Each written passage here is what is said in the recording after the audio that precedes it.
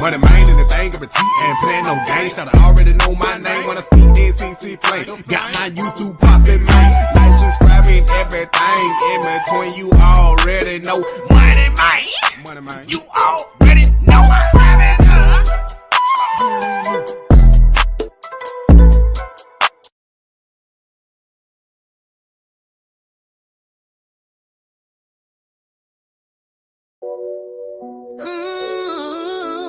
Black and gold, we ride tonight.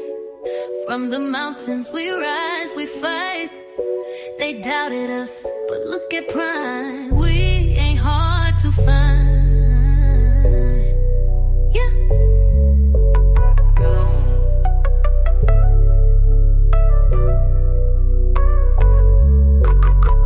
Back in Boulder with the boots on. Coach Prime brought truth, now the root strong.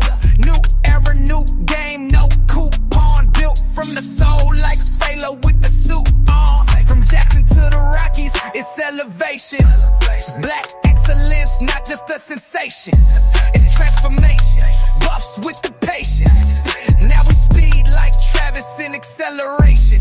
Shake Jur in the pocket with the gold drip. Haters talking loud, but they know this. We got fire in our cleats, lions in our breath. Pray before we ball, then we flex like we're blessed. Come on, we ain't hard to find. Colorado shine. Prime time lights. We ride for the fight. Step on the field with purpose and pride. Buff nation loud, we never hide. We ain't hard to find, we just hard to stop. Buffalo soul, we taking it to the top. HBCU roots in the altitude. Turn the cold to gold, now we set the mood. Culture in my cleats, kingdom in my stride. We the new wave, let the old tide slide. Soul in my veins like Nina Simone, but the beat hit hard like Jerome, but it's gone. Buffalo's march like a war zone hymn, and you know we build different when the light gets dim. Lights, camera, prime, got the plan. Turn walk-ons to stars, that's the man. Legacy talk, but this is the now. Put some respect on the black and the brown. We ain't hard to find. Throne built on grit, heart and vision. Yo, we speak life, walk faith, move bold. That's Coach Prime with the mighty soul. We ain't hard to find. Nah. Colorado shine. Buffs. Prime time light. Let's go. We ride for the fight. Yeah. We the new kingdom. Buffalo soul, we go, we glow. We here. We here. What going on? It's Big 12 Media Day. We ain't hard to find. I ain't talking about nothing right now. Colorado shine. Prime time lights. Let's go. I ain't talking about too much what's going on. Yeah. We the new kingdom. Y'all hit that like button, subscribe, tell your friend about the money, man. You already know. Lesson. Big bro. What's going on? 80. What you doing, money man? Good morning. I'm up here just grinding. I'm up here working on y'all t-shirts right now. Working on y'all t-shirt. Where the hell I got it with me right now? Come on, man. It's prime time. Again, you know, I know we've been just talking about Shadua a lot. I know we just been talking about Shadua a lot. Can y'all hear me good now? I know we've been talking about Shadua a lot, but we can't forget about Colorado. Hey, Amber, BD, Amber, and KD. You said Amber twice. First, what's going on? Hey, Coach Prime, Devil Media Day. He should be. He should be. Where I had it at? I had it up. GG. I think I closed it. But I'm trying. They got two different lives going on right now. Back in Boulder with the boots on. Coach Prime brought truth. We talked about him a moment ago with the State of the Conference address. He will join us up here live on set. Brett Yormark, Commissioner of the Big 12, doing remarkable things with this 16-team league. They believe they've got the confidence to get 2 teams in the college football playoff. We'll talk with the Commissioner and more as we are off and running. Day 2, Big 12 Media Days from the Star in Frisco, Texas.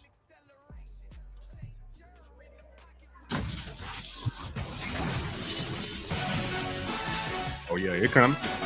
This thing go harder than anything else. Shit. I might just do 2 colors. Let me put these comments up. Yeah, I might be doing, I might just do 2 colors.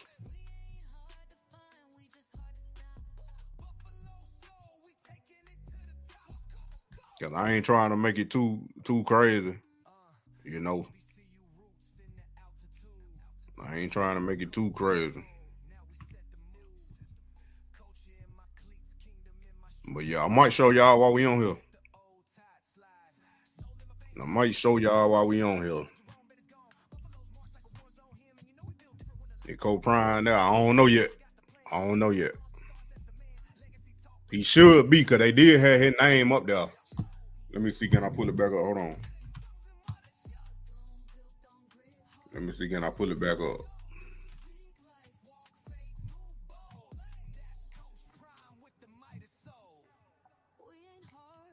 I think he was feeling still Colorado Deion Sanders.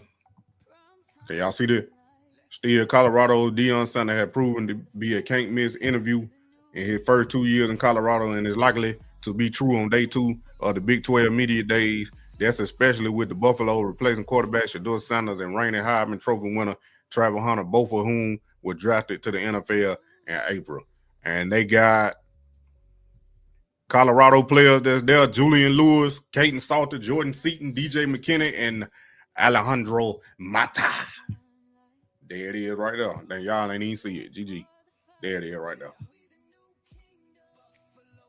I ain't even switch it over. I keep forgetting I got to switch it over. But that's who already there. Colorado player. Let me zoom in for you. There you go right there. That's who all there in Colorado. Now let's switch back.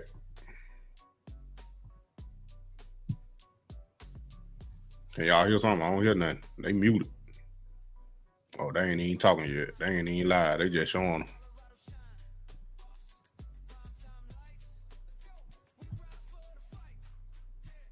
But yeah, they're gonna be y'all hit that like button. Salute. You already know, but I stay on it. I stay on it, Timothy. I told y'all, hey, stay tuned. We gonna live stream the games too. We gonna live stream the game. Like Colorado game. Then if I can make it, I gotta go to church. On Sundays, if Shador start playing, then we gonna live stream the game. Now, when I say live stream, that don't mean I'm gonna show the game. I'm gonna show the game now. I'm just letting you know. That don't mean I'm gonna show the game. Y'all gonna be seeing me, and we gonna be talking during the game. They took Juju good for him. Yup. Thumbs up. The lie, y'all. Already. First I thought about it, but didn't want to feel like a fan. All right, brother. And I need y'all to follow me on Twitch. I need y'all to follow me on Twitch right here. Follow me on Twitch. Money Man, you already know. Money Man, you already know. No space. Because I'm telling you what's going to happen. I'm going to start live streaming on Twitch. And then when I go to the game, the preseason game, I'm going to try to live stream while I'm at the game. Yeah, y'all getting the exclusive content. Yup. Y'all getting that exclusive content. Let's go ahead and go back. Of this conference, and we're excited about the season. So I want to ask you a bit of a tough question, because we all agree that this conference, top to bottom, is loaded. And we sat here yesterday and said maybe 9 teams could win the thing. So with respect to that, there are 2 teams good enough to make the college football playoff from this league. But when it's so competitively balanced, is there a concern that there could be 4 10-2 teams, 3 9-3 teams, and a 10-2 team, because it is so competitively balanced from the top to the bottom? I'm not overly concerned about that right now, and I talked to the coaches about it. I think over time we're going to have schools that emerge to the top. But right now, I think the depth of this conference, the competitive spirit from top to bottom is critically important for us as we continue to build our product. But over time, we're going to have those schools that are part of the national conversation year in and year out. And I expect that to happen this year. I really do. What did Arizona State do for this league last year with how they came from the bottom to the top and an all-time great in the playoff It was game? unbelievable. And I saw it coming week in and week out. They got better. And I would call the coach and he said, Brett, we're not there yet, but we're getting better. We disadvantaged them when we did the media poll to start the season, candidly. Oh, yeah. They were picked 16th, as you all know. Good, the sound and good. in this world of the portal, no one knows really what they have until you get on the field. So we disadvantaged them. And as we stated yesterday or earlier last week, we're no longer doing the media poll starting the season. But I'm excited about Arizona State. They got Sam Levitt back. I don't want that view. Quarterbacks in the country.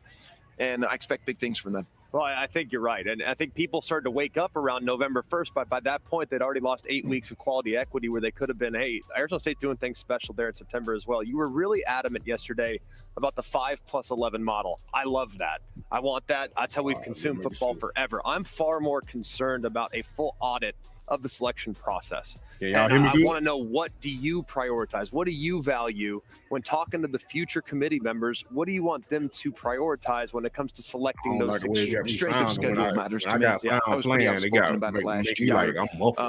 And I will be moving forward. But as I said yesterday in my opening comments, I have a lot of faith in the selection committee. And I always have. But they do need to go through a full audit. They need to figure out how do they modernize and contemporize what they do. Are they using the right data?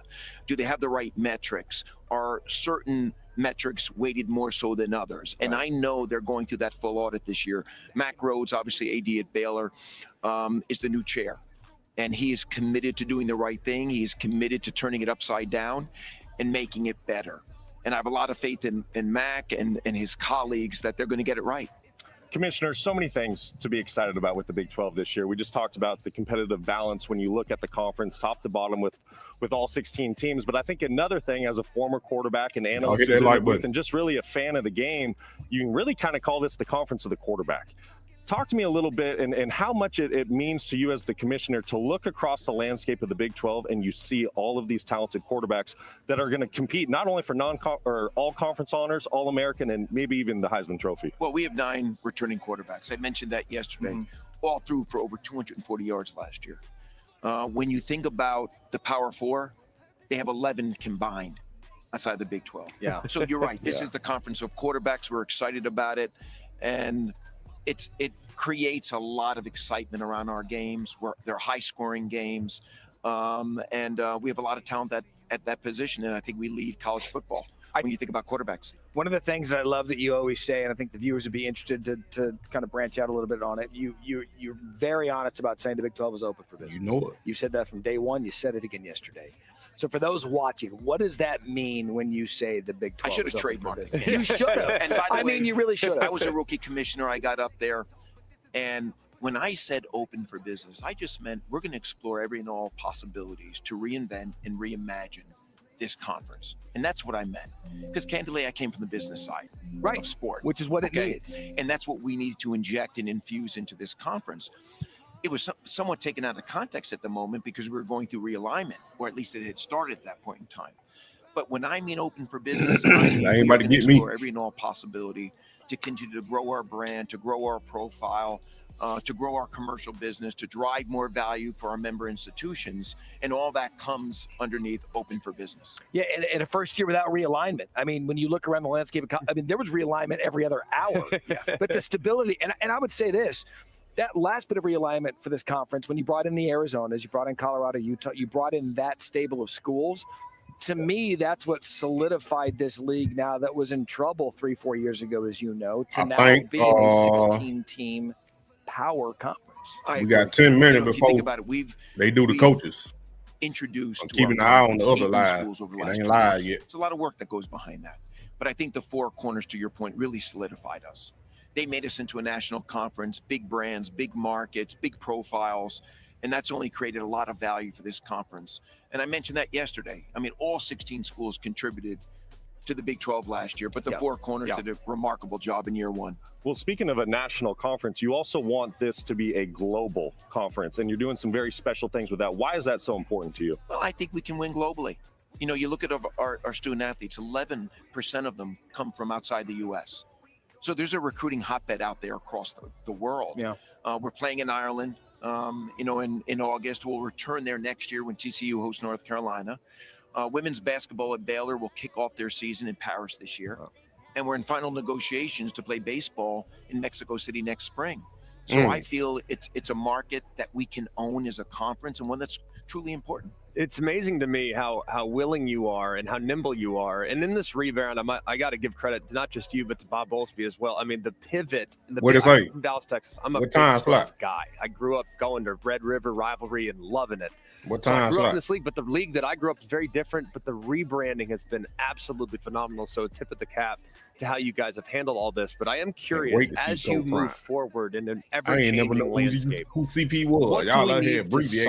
What's our biggest hurdle right now as college football fans? I don't know what they can. I don't know what they can. Well, there's a lot going on. I mentioned that yesterday. We're working on a new governance. Yeah, they're going to do it. Yesterday did the other half, which was recently approved, and now we have to enforce those rules. And then we obviously have the CFP, which is a got me bound. Which one? But I think we've got to get enforcement right. Yeah. We've got to put guardrails around this thing. So, in fact, it's an even playing field across the board.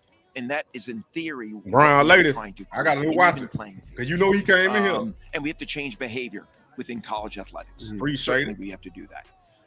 And Brian Seeley, the CEO of the College Sports Commission, has a big job. What time on and I'm a big fan of his. He's the right guy at the right time for this role. And, you know, listen, if you break the rules, it's going to be punitive. Yeah. And we've got to come hard after that. And that's, to me, the biggest priority right now. For this league nationally and just within its steps of growth, what would you like to see next? Listen, I'm happy but never satisfied. Yeah. And I want to continue to see this conference evolve. And I think we have an incredible future in front of us. And that's why, getting back to the CFP format, why should I cap how many participants we can have in the CFP? Why would I do that? Why would you let someone get 50% more than 100%, and for 6 years? When I know that our schools are investing at the highest levels, our product is getting better. It might not be ideal for us today, but I'm playing the long game here. I would tell you, my phone, I've gotten a couple of texts from some people that would like entry into the conference. We can talk about that at some other time. There's some other schools are out there that are like, hey, the Big 12 looks fun. I kind of want in on that. I was like, well, I'm not the guy to get that done. But it's been great. I tell you what, the setup here in Texas, phenomenal. Yeah. The great state, everything's big. Convenient, coaches love it, we love it. So congratulations on this event. Now, having said that, maybe Vegas probably would have been more, you know, it would have been better for him in his blackjack situation. But I like coming home to Dallas too. We did the Vegas thing last year and it was fantastic. Yeah. But there's something about being in Texas that matters to us. And, you know, I polled our 8 coaches yesterday, and across the board, they said, Brett, you got to keep bringing it to Texas. Yeah. And I'm sure they'll say the same today. Every single one of them said, like, he can do a remote from Vegas by himself. We'll come to Dallas. All of them said, the coach said, like, where this is located, it was easy for everyone to just come down here, have a great meal, have fun. Brett Yormark, Commissioner Big 12, thank you so much for everything. We're excited about the league this year. We're excited about another season of college football. So much more. We are just getting kicked off. Day 2, Big 12 Media Days here in Frisco, Texas. The coaches are going to start coming through soon. We'll have that when we return. Get on your Instagram, bit. But yeah, so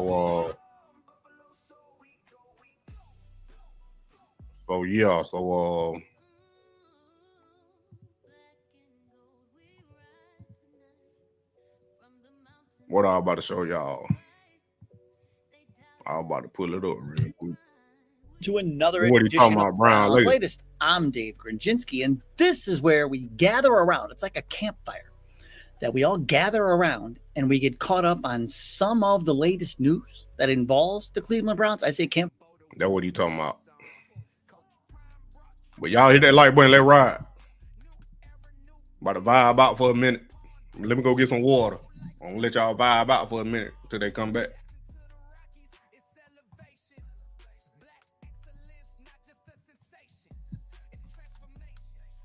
With the patience, now we speed like Travis in acceleration. Shake Jur in the pocket with the gold drip. Haters talking loud, but they know this. We got fire in our cleats, lions in our breath. Pray before we ball, then we flex like we're blessed. Come aboard. We ain't hard to find. Colorado shine. Prime time lights. We ride for the fight. Step on the field with purpose and pride. Buff nation loud, we never hide. We ain't hard to find, we just hard to stop.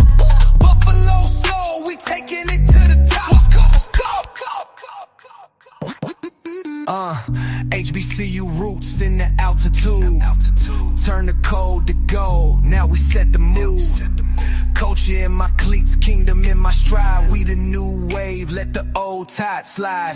Soul in my veins like Nina Simone, but the beat hit hard like Jerome, but it's gone. Buffalo's march like a war zone hymn, and you know we build different when the light gets dim. Lights, camera, prime, got the plan. Turn walk-ons to stars, that's the man. Legacy talk, but this is the now. Put some respect on the black and the brown. We ain't hard to find. Throne built on grit, heart and vision. We speak life, walk faith, move bold. That's Coach Prime with the mighty soul. We ain't hard to find. Nah. Colorado shine. Buffs. Prime time light. Let's go. We ride for the fight. Yeah. We the new kingdom.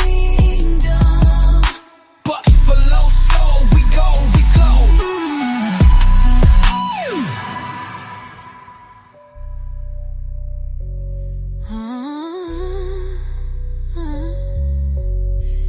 We ain't hard to find.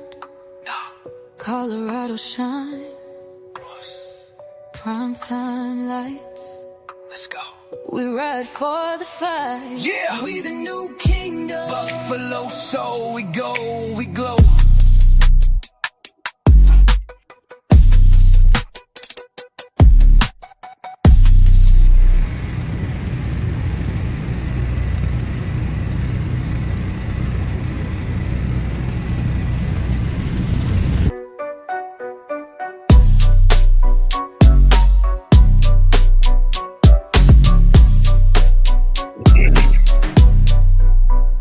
We ain't hard to find, nah.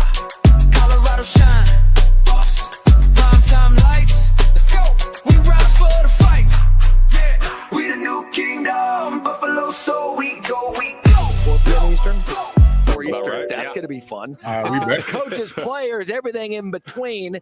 Let's say hi again to Katie. George, it's Yeah, going to be an I'm about to eat in exciting front of y'all. season I'm again, getting Katie, for this now. conference. Yeah, no doubt about it, Matt. And I'm here with Scott Draper. Scott, so good to be with you. 3:20 Thanks for taking prime the time. time. Gee. Absolutely. So Gee. you are the Chief Football and Competition You Officer on all of the day. conference. What does that I title might not go entail? live Yeah, tonight. I have the opportunity to oversee all of our sports, but on the football side, all the operations of our football programs, the football Colorado scheduling, auntie in the board house, what's going on? relationships, all the operations of our conference operations in terms of football. So this is my 33rd year of college football. So we've had looking forward to a great season this year. In 33 years, college football has changed a great deal. It really has. It changed in the last 5 years, really, since COVID. And I think you're going to see another big shift, obviously, with revenue sharing started in July. But we've got some work to do as an industry to get our football calendar right. You heard our coaches talk about that a lot yesterday, where the transfer portal window should be. We've advocated for a January window, 1 January window. Those decisions are really, really key and important to get done by August before the season starts. Where do you feel like your attention and They focus probably got him is on most last. given in your role? Yeah, on those things right now. I think we this time of the year, obviously Media Day kicks off the season for us. But there's so much work to be done. CFP, Brett's talked a lot about that. All of those decisions that are happening now will impact what our season looks like, not just this year, but in the future. We've got to build a schedule for the 2026 season. We've got to know what the format is, what the CFP format is. So there's so many things that have to get done, and our focus right now is on those things. You guys kick off the season in Dublin. I know. Great, right? It's amazing. I had the opportunity to cover last year's game over there, and I absolutely love the experience. You'll have Iowa State and Kansas State kicking off of there. How important is an international game like that for the overall conference's brand? We have made it a point since Brett got here of taking our league global, and to have two brands playing we all excited the season in a rivalry game. I'm not sure that's ever happened, and so we're excited about that. And then next year TCU plays. Y'all went on and on with me and B-Watt. And we're working on others that were talking about Colorado games potentially maybe next year and other years to play in Europe as well. So lots of opportunity for us. It's a big focus of the league, not just in football. We've got women's basketball playing in Paris. We've got baseball in Mexico. So we got a lot of things going on. Week 0, week 1 for the conference is no joke. Right. Your teams will play, I think, 14 Power 4 teams then week 1 in some of those marquee matchups. What just impressed you with the scheduling, especially in those non-conference matchups? Well, if you know Cincinnati and Nebraska playing in Arrowhead on Thursday night will kick off our week 1 series for us. Auburn and Baylor, Georgia Tech and Colorado, TCU, North Carolina on Labor Day Monday. So it's the way for us to start the season, get off on the right foot. Those games matter. Those games matter for the end of the season and how we're viewed in the CFP. So there's lots of week 1 and week 2 matchups for us that mean a lot to us. You guys did away with preseason rankings. We did. What led to that decision? Yeah, I think the coaches have talked about it, and Brett has talked about it. Really, it's a narrative that was unnecessary in starting the season. You don't know who you have because of the way college football is right now. So it was really not a thing that helped our league last year. Deion changed the game. At the end, it is what it is, and for us, we're excited about the teams we have and the competitive balance, and I think that led a lot to who the best teams are. Competitive balance is a phrase that we've heard quite a bit throughout, these 2 days here in Dallas. For you, given the fact that you've been around college football for so long, do you feel like this conference competitive balance is at its best that you've seen since being in the Big 12? I think this will be the best year we've had. We'll have this year in terms of the players in the league, across the league. I think last year, with the 4 new schools from the Pac-12, everyone was just still trying to figure each other out. So I think this year, with the players we have, the quarterbacks in the league, not just the quarterbacks, but the coaches that we have in the league, will really make for competitive football early in the season. And then those teams will find their stride. In November, they got Houston going first. A great time for the Big 12. Last year, we had 7 teams going into the final weekend of the season that all could have played in Arlington in our championship game. So that's kind of who we are, and we embrace that.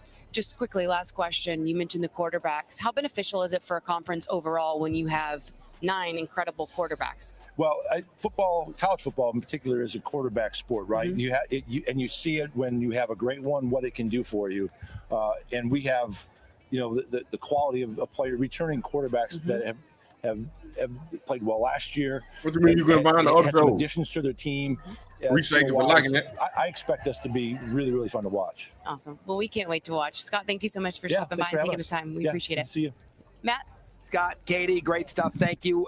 Look, you can talk about and we forget about last year. He's right. 7 teams going to the final weekend of the season. We're in conversation to play for the Big 12 championship. But to me, and I'd love to hear your guys' take on this, because your conference can be as good as it wants within the conference, right? Yeah. But to me, the validity of the power of the league happens in your out-of-conference games. And so if the Big 12, as Brett Yormark was saying, wants to be among the elite in college football, Cincinnati's got to go beat Nebraska. Yeah. I mean, these are the kind of games we're talking about for the Big 12 to kind of assert themselves as one of the best leagues in the country. Yeah, I think that's key, because we always overreact to the early season games non-conference, and we oftentimes probably draw too many conclusions from those games. But Arizona State's got to go on the road. They got to get Mississippi State. I think the biggest one personally for me is Auburn and Baylor. I think if Auburn goes to Baylor and gets beat, that's significant, because Auburn has invested a ton of money in this upcoming season. It's a massive opportunity. Bill Belichick, Colorado versus Georgia Tech, back at North Carolina. The size of that audience on September 1st, Labor Day Monday, will be enormous. So if they can get off to a great start, frankly, I don't dislike any of their matchups in these games, by the way. Correct. I think they got a great shot to potentially go 4-1 in those 5 games, which would be huge for the league. Absolutely, and I'm with you, Matt. It really helps validate the power of the conference, and that's what Commissioner Yormark wants. And he talked yesterday, and he said, listen, I think 2 teams are going to get into the college football playoff from the Big 12. Well, in order to do that, you need to go beat the ACC. You need to go beat the SEC, the Big 10, and that's what we get to see week 0, week 1, week 2. And I would tell you this, and I hate that it's come to this, but it's the day and age of college football. We used to do that with bowl games, right? Yeah. Can't do it anymore. Opt-out and portal has taken that a little bit away. So the time to prove the bona fides of your league, weeks 1, 2, and 3 in the season, we're playing some of these other power conferences. Just getting started. West Virginia, take me home. We've done that. Rich Rodriguez is back at the helm of the Mountaineers. He is going to join us live. Our first coach, day 2, Big 12. Have a microphone holder come to you.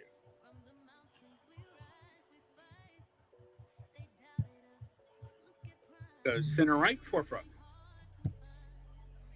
Kenneth Bowman, Coop TV. Coach, last year you said your program in the conference is a sleeping giant. I just wanted to get your thoughts on the moves that you've been made and the conference has made to sort of wake up that giant. Well, you know, when we were talking about that last year, we've got, I think, the greatest location for football in the world, Houston, Texas. Got a great university. We're getting ready to move into a brand new $160 million, 160,000 square foot football operations center here in a week and a half. So we'll have as good a facility as anybody in the country. So you got to have those things first and foremost. But I also think we've done an excellent job recruiting. You know, both high school guys. We've sometimes that's taken a back seat here recently, but we've done a super job with our high school class last year. We're going to do a great job with the upcoming class for 2026. And I think we've also done an excellent job with the portal, you know, signing guys that fit our profile. We had a little bit more time this year with being able to vet guys, gather information, and getting the right guys that fit our culture. So, yeah, we want to, you know, take a big step forward in year 2. Or go to front row. Hey, Coach. Nick Hamilton, Nightcast Media. Wanted to ask you specifically, what are some of the changes that you've seen in your team from last season, obviously going into this offseason, as you guys continue to elevate the program going into the 2025 season? Yeah, we've got a lot of legitimate competition, you know, positionally. You know, last year we didn't have a lot of depth. We didn't have a whole lot of competition. You know, one guy was kind of going to start for us no matter what. Now it's, you know, we're going to have to use our first 2 or 3 games to figure out exactly who's going to be playing and how much they're going to be playing. So I'm very, very excited about the depth that we have. We've, you know, the guys that return and then also the guys that we added high school wise and also let me see again, like y'all wasn't have given us that depth. They doing all that. Or we'll go to center right here. Good morning, Coach Fritz. Good morning. You're reunited with Slade Nagel, and we saw some of those offenses at Tulane look pretty good, especially against Houston. How much of that Tulane offense is going to over to Houston? How similar are those going to look? There's going to be a lot of similarities. Obviously, when you hire someone, you want them to have the same philosophy as what you have. And I know Slade very, very well. Does an excellent job of coaching the entire offense. Sometimes offensive coordinators, you know, they're a quarterback coach. They just really work with the quarterback, tight ends, offensive line, whatever it might be. He really does an excellent job of meeting and coaching all the positions, which I think is unique. And then I also think his experience at LSU is going to help us. You know, they're one of the leading passing teams in the nation. And, you know, I see some concepts that he's using from spring ball that are a little bit different that we hadn't done at Tulane. But he also understands the importance of being balanced and running the football and passing the football. We'd like to be a 50-50 team. I think if you want to win championships, you got to be able to run the football effectively. And Slade certainly understands that, but I'm pumped about having him back. Again, if you have a question, please raise your hand. We'll go to center left front row. Chris Baldwin from Paper City, Houston. Hey, Willie. Hey, Chris. Has Connor Wegman been what you expected, and how has his leadership shown itself? He's been outstanding. Connor, is from Houston, 5-star, played high school ball there. Had a little bit of an up and down career at Texas A&M. Some of that is changing what they were doing with coaches and those kind of different things. He also got hurt. He probably wasn't full speed until maybe February after he got to our place in January. But he's been everything that I hoped he'd be. He's a great young man, great leadership abilities. It's really hard to coach a football team when you got your quarterback's the premier. Look here.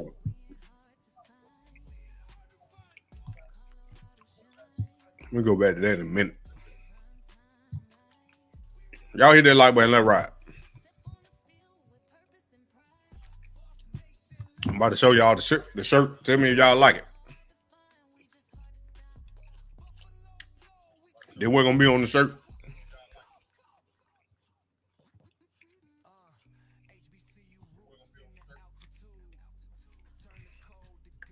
Put a W12 if you like it. Put an L if you don't.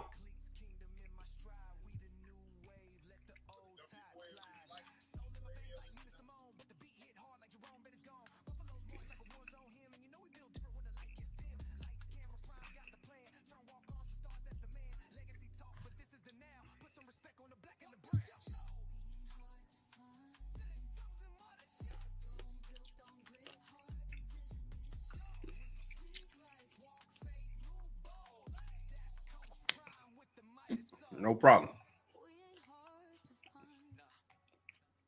L.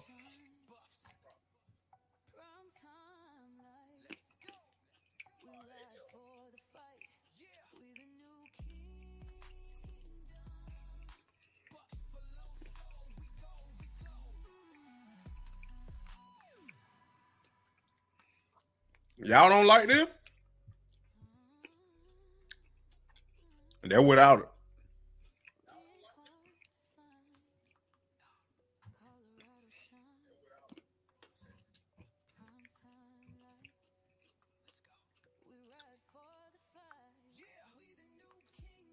I can't make it look exactly like them. Y'all gonna get me sued. That's about the closest I'm gonna get. That with the white island. The white island. And it got an orange 12. And then they're without it. Well, Miss Fabulous, Miss 50 Fabulous, I think you just need to get without the Shutdown on them.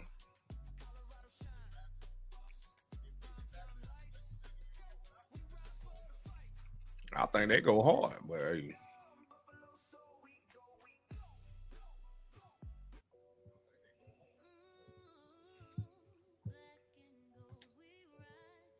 We talked about Connor a moment ago. Connor knows all our defensive players very well. We've made sure that occurred.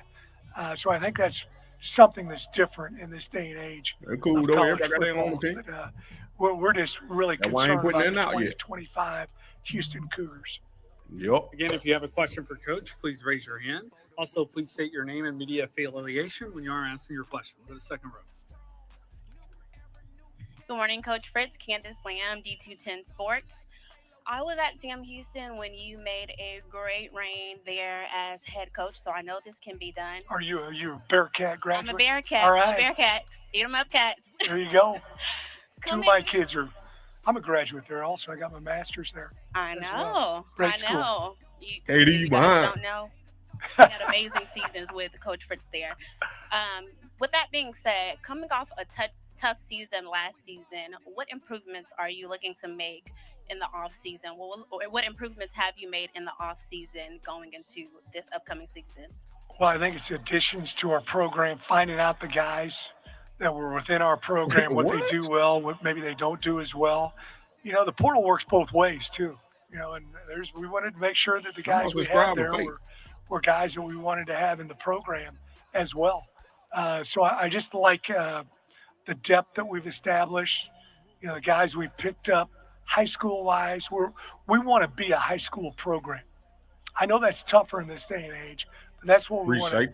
That's what we want to be our bread and butter to be. Yeah, I got high more school coming. Students and develop them. Hit that subscribe button. I got more bona coming. fide Division I student athletes with character, retaining them by providing a culture where they can thrive and grow on the field, off field, in the classroom, and then develop them. We can't develop them if we don't retain them. So that's something that we want to do middle of the day, year after year, so our guys continue to get better. You know, everybody don't want to chat; they just watch. But certainly as a player. So that's the big difference, in my opinion, year 1 to year 2 is the familiarity with the University of Houston, our program, the guys we have, how to approach it, how to attack it. They hear what it is. It don't matter. I'm still getting checked. I don't care. Hey, Coach. Robert Aronoff, Latavius Murray's Knights 24/7. I want to know what the biggest takeaway from you from last year is and what that does to affect what you do moving forward. Real. You know, Big 12's a fantastic conference. Don't worry about it. And everybody's pretty good. You know, I mean, you got to. Yeah, I've been in some leagues. This is my 6th league as a head coach. And there were some games where maybe you brought your C game and you still were able to win. That's not the case. I bought bots. Everybody's good, top to bottom. Hey, you bought no bots. Fan bases are extremely excited about their team. I really enjoyed it. I went to a few stadiums I'd never been at before, and factory, you ain't got a bottom one we can do on. Different places, two different versions. You know, seeing how they do things at different places. But I just think from top to bottom, how competitive the league is, and that probably is what makes it different than a lot of other Power 4 conferences. Time for a couple more questions. We'll go center right, forefront. Bobby Malvez, Scott and Holman podcast. You talked earlier, a few minutes ago about the new operations building. How has that helped with recruiting and fundraising in that sense? Big time. It's they told me we talking about Big 12. A full football field and a half. Nah, go down and hit your live. Like if you want your phone, go hit the live, but square foot you can catch weight up. room. And it's just gonna, right now we're sharing a weight room with all the sports except the basketballs. So it's gonna be close to. It's gonna be right next door to our indoor. We've got an unbelievable indoor facility. We've really got an indoor and a half.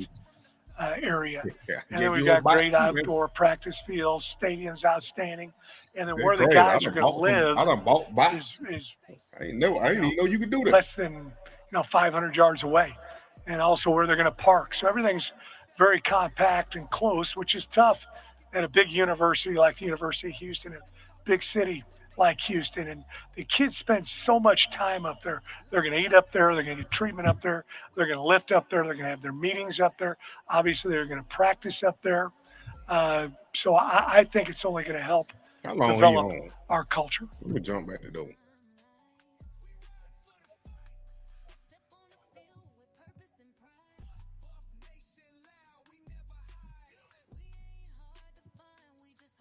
Very unique environment, very similar to a lot of teams in the South where I've had an opportunity to coach at before. And football is really, really important there. There's no other Power 4 team. There's no pro team. And so West Virginia athletics, West Virginia football is a big deal to a lot of people. It should be no echo. That we have for them to enjoy it, to win games. And the best way to enjoy it is to win games. And we'll tailgate like nobody else. These Mountaineers, when we play Pitt, there'll be 60,000 in the stadium. It won't be an empty seat. Yeah. There'll be 15,000 in the parking lot drinking moonshine and beer, wanting to get in. It'll be a heck of an environment. So last one for me. You mentioned Pitt, backyard brawl. I believe one of the top 5 rivalries in all of college football that needs to get more attention. It is so fierce. Had an opportunity to call one 3 years ago when you guys reunited for the first time. I don't even know who this is. I appreciate what will that moment be like September 13th? I know you're not looking ahead week 1 or week 2 or there, but no, I'm not. I'll get reminded about it every other day, not sooner than that. Yeah, there's no question. It is one of the greatest rivalries. And I've been blessed to be a part of some big ones, throughout my career. But what you mean? No question, the intensity of it, both both hate each other. And hate's maybe a strong word, but not in this case. But it's one of the things that makes college athletics and college football so neat is the intensity with that rivalry, how important it is. And we're not going to downplay it. And like, I'm not talking about it right now, but we'll have a day dedicated in camp to Pitt. We'll have a day dedicated in summer to Pitt. And then we'll talk about West Virginia. Let me just tell you, I absolutely love this. This just looks right. And I'd much rather have you there than in Arizona, being a couple of Arizona State guys up here. But good to see you back. Thank you. Congratulations on everything. Houston, West Virginia. I'm just telling you something. This team with this man back at head coach, West Virginia football's Pat McAfee's going to tell you probably every day for the next 10 years is more than back. Rich Rodriguez, thank you so much for joining us. Still a lot to get to here at Big 12 Media Days. Lance Leipold, head coach, Kansas Jayhawks. If his quarterback stays healthy, who knows what they'll chalk this year. We'll catch up with Coach Leipold when we return live to Big 12 Media Days in Texas.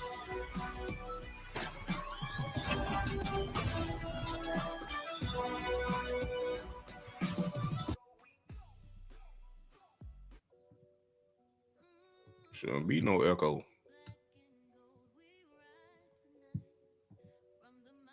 I got echo cancellation on. Oh, I was about to say.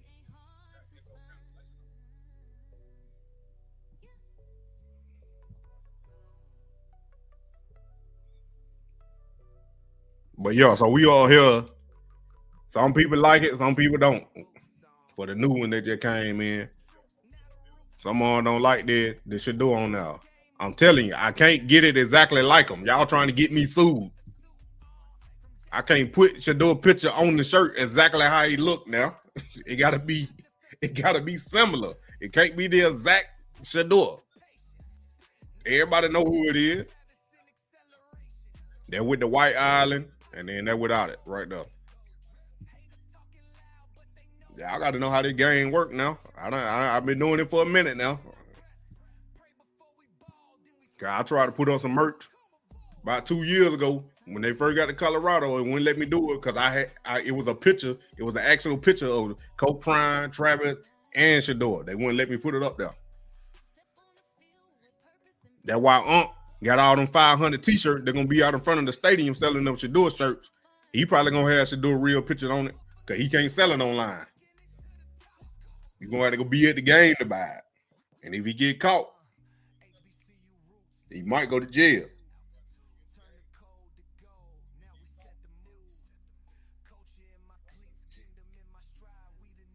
Who just sent me cash out? Appreciate you.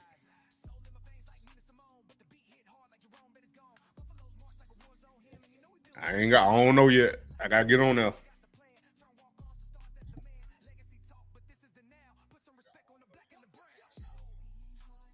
Who just sent me that 5? I appreciate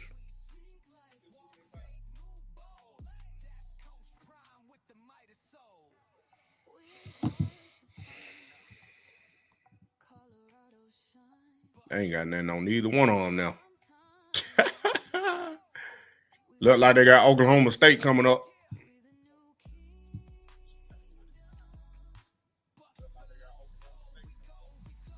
But yeah, for y'all that ain't here, for y'all that don't know, Friday morning, Money Man will be live with B. Watts right here on this channel.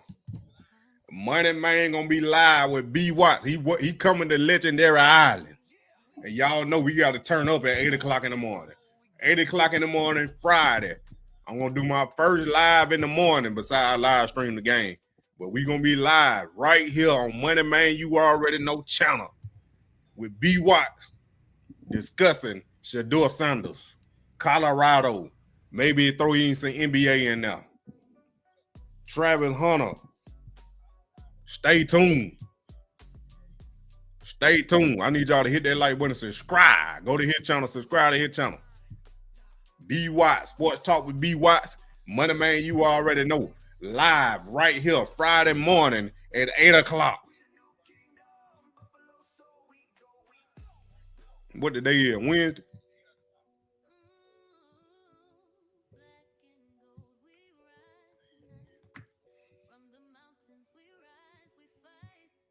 Football season. Hopping right in. How was the offseason to get to the point where you're getting ready to start camp? We're excited. We had some changes, 2 new coordinators. We had 39 seniors that graduated and moved on and added about 26 transfers. So we're excited. It's a new era. We're moving into a new stadium. A lot of good things and excited to get kicked off in week 0. And as we all know, and as everyone who follows college football, really the story with your team recently has been your quarterback, Jalen Daniels. Got injuries last year, kind of banged up, but when he's healthy, he's as exciting of a player as he is in the conference. He is, and Jalen's healthy and he's ready to go. I'm excited for him. He's been so loyal to the University of Kansas and what he's done to help us turn our program around. He's ready to go. He's excited. And the thing about him is even when things haven't gone well for him, he's never made an excuse. He's never come in. He's the same guy day in and day out, and he's been such a great leader for our program. It's amazing last year when you watched, there were so many moments where if a ball bounces this way, it's a different animal. It's this way, that way. It was just unlucky. I don't really know how else to describe it. I hate to call it that, but how much have y'all focused on the margins this year to make sure those things fall in your direction? Well, you're right, Greg. And we talk, and you guys know from playing and everything that, most games are decided between 3 to 5 plays when you really break it down. And it's such a small difference. And last year in the first half of the season, they did not go our way. And then we talk about it all the time. You just don't know when those 3 to 5 plays were. Ours were just happened to be late in ball games where we couldn't get a stop. We turned the ball over. Something happened. Yeah. But we stuck together. We persevered through it, and we found a way to finish strong in the season. I'm really proud of that. And we're going to, again, in camp, keep talking situational football and making sure we're at our best when our best is needed. Coach, the ball didn't bounce your way. We would say unlucky the first half of the season, but, end of October, end of November, you were arguably the hottest football team in America. Wins over Iowa State, BYU, Colorado. You did not want to see that, but you did. And it was so exciting to watch. How do you do that on a consistent basis? Well, I think, we use words like culture and things like that a lot these days in college football. But again, it's what your locker room. College football that's a little bit scary is you don't have as many guys in that room as you'd want to, but I think that Coach Meacham and our staff understand the importance in finding out who gives us the best chance to win and building our offense around that system. Again, if you have a question, please raise your hand. We'll go to front row, center right. Hey, Coach Gundy, Nick Hamilton, Nightcast Media. Just wanted to ask you, going from being a former player to being a current head coach, how surreal is it for you to see yourself in the new college football game? And how much fun have you had a chance to play it?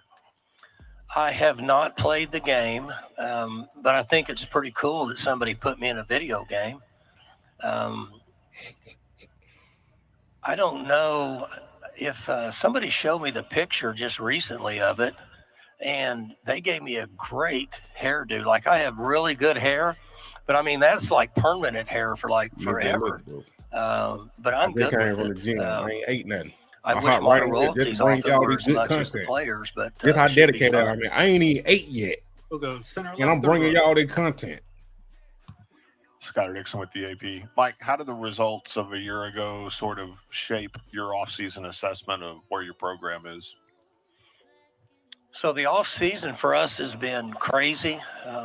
Obviously, we know about all the changes in college football, and for the most part, we all live day to day. Players coming in, players going out, recruiting. For me, it was extremely busy. New staff, new coordinators. Those guys bring in their own staff. We have 65 new players. 35 of them we've never seen practice before. What? And they just showed up in June. 18 of those-ish are transfers and the other are high school players. So it's a very unusual experience. So you don't even know what type of team they've done really well over the last 4 or 5 weeks in off season. But August practice will be more important now than it ever has been based on the new faces. We'll go 0-12. Coach Leo Rivera with Scope Up Sports. Having all these new players in, what is it like trying to build a scheme around so many new guys as compared to what you used to do 20 years ago, having, faces you were familiar with already? So whenever I used to go on vacation in July, I had a really good idea of who our 2 deep was going to be. In most cases, who the quarterback was going to be. I'm going to try to go on vacation in a week or so, and I'm not sure that I know who will be the starters in 8 of the 22 spots. That's not counting special teams. So it's very unusual. And they about to go 0-12. Coaches understand that it's going to happen faster in August this year than it ever has before, so we can get established, so we can create some identity, hopefully develop some team chemistry, and get ready to play in the first game. We'll go front row, center right. No more. I know they late. All right. Coach Lane Harrington, Stay Alive in Power 5. How you doing today? I'm doing good. All right. So following I apologize before I start eating. Year, where you went winless in conference play, your contract was restructured. And I don't ever like to get into, money or anything, but it involved like you being really involved in a successor whenever you decide to retire. So where do you see like the program at in the near future? Cody, he up here talking about his vacation. They got 65 new players. Did you ask me where I see the program at the next few years? 0-12. Is that what you asked me?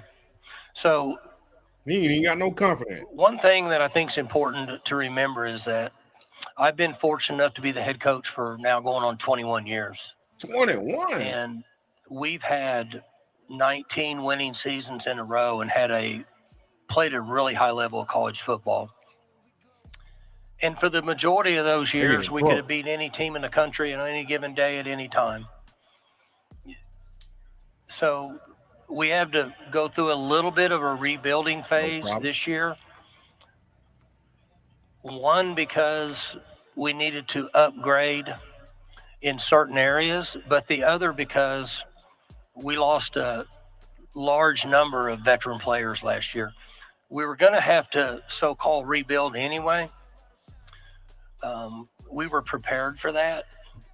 But I will say that the changes with the way we go about rebuilding, whether it's financially or roster management, no one hear about that, have been challenging, but also intriguing because it's something new.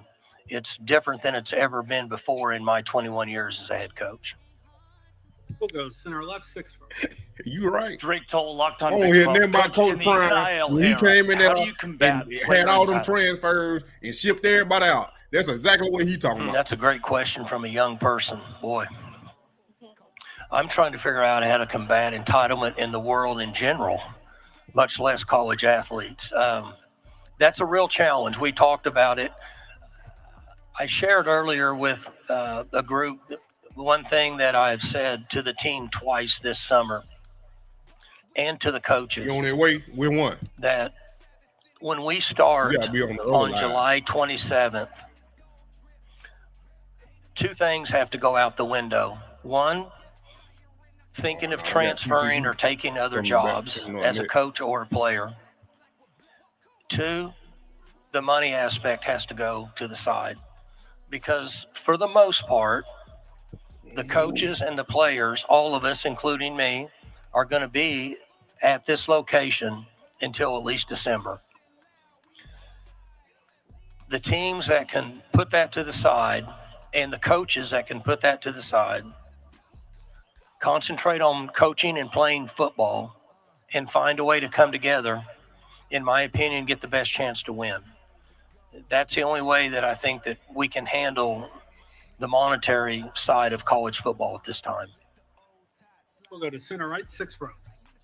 Hey, Mike. James Wicks from KSWO. Last year, you guys had a lot of returning players and hype, and this year it's maybe not as much. Do you use that as fuel of how you guys finished last year going into this year?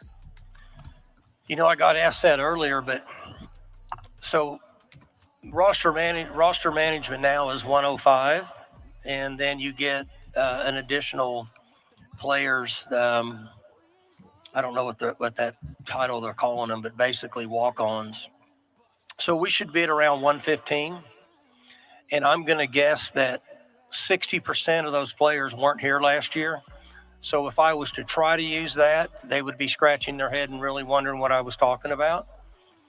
So I think it's important that each individual player has to find a way to motivate themselves in order to benefit our team.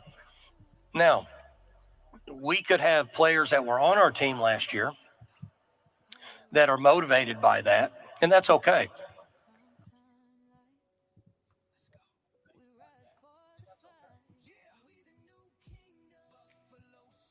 Oh, I thought they had the sound on them.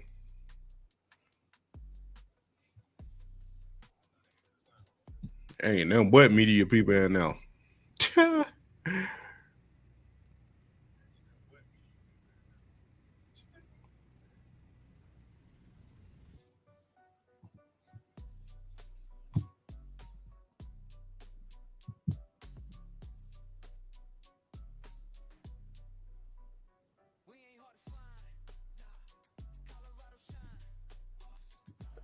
So I read most of the commissioner's remarks from yesterday, and I've said this before, and I'll say it again.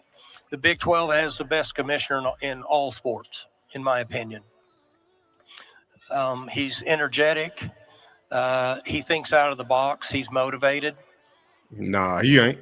But as I spend time with him, what I learned maybe more than anything about him is he has a way of getting a group together, having a discussion, and then coming up with a plan.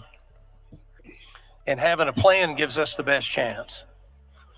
And so when you talk about the 5-11, is that what you're referring to? I listened to it, read about it. When the discussions first started in Orlando a few weeks ago, I really didn't have much input because they started talking about a lot of numbers, and that was over my head. But then as I listened to it and heard from all the other coaches, it made a lot of sense from the standpoint of, don't we all want to play the game and decide who should get in the end, and not just set it up to where certain conferences get in, whether they don't play as well as other schools, because ultimately we're trying to find the best teams, whatever that number is, to get in a playoff, seed them appropriately, and then let them play for a championship. And so I'm in agreement with the commissioner, and it's by far the best way. I understand the backlash. Well, what if you only get one team in? Well, then the other teams need to play better. That's what I would say to Oklahoma State. That's what I would say to me as a head coach. So I like the Big 12 conference. I like the future of this league. And I put my name behind the agreement that we made, that standard, that 5-11 is the way it should be. And if you play well, you deserve it, you earn it, you get in. If you don't, then you try again next year. Time for a couple more questions. We'll go center left in the back. Good morning, Coach. Okay, Alyssa Cooper with the Fort Worth Star-Telegram. So the Big 12 Conference has undergone a lot of changes over the past couple of years. How does that impact your recruiting when you're talking to players about the level of competition and the exposure that they can expect? Well, one thing that's happened, to go back to what we've done with our Big 12 Conference and the networks that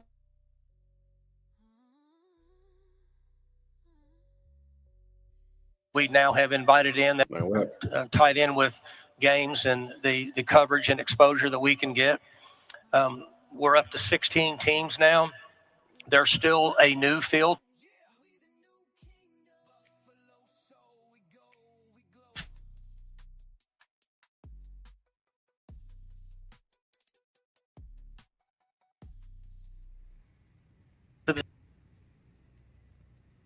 Exciting and draws viewership across the country. The one thing that this league has is a lot of rivalry games that will continue on with the teams that have been in this league for a period of time, and then some of the schools that have come in just recently allow that to happen. And then I'm starting to see some new rivalries that are being created. There's a lot of reasons for us to be able to communicate to a young man that they should be excited about playing in the Big 12 Conference. Our final question, center left. Yeah, Barry Trammell, Tulsa World. Mike, your quarterback model has changed. Used to be, we knew what it was. It's varied in recent years. What would you like it to be? And what are these guys contending for this job this year? How close are they to that standard?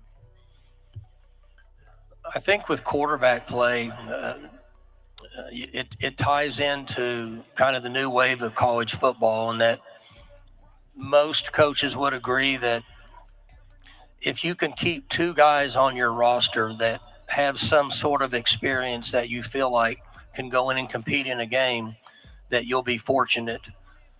I don't know that anybody will be able to carry 3 now because of the availability of quarterbacks to transfer.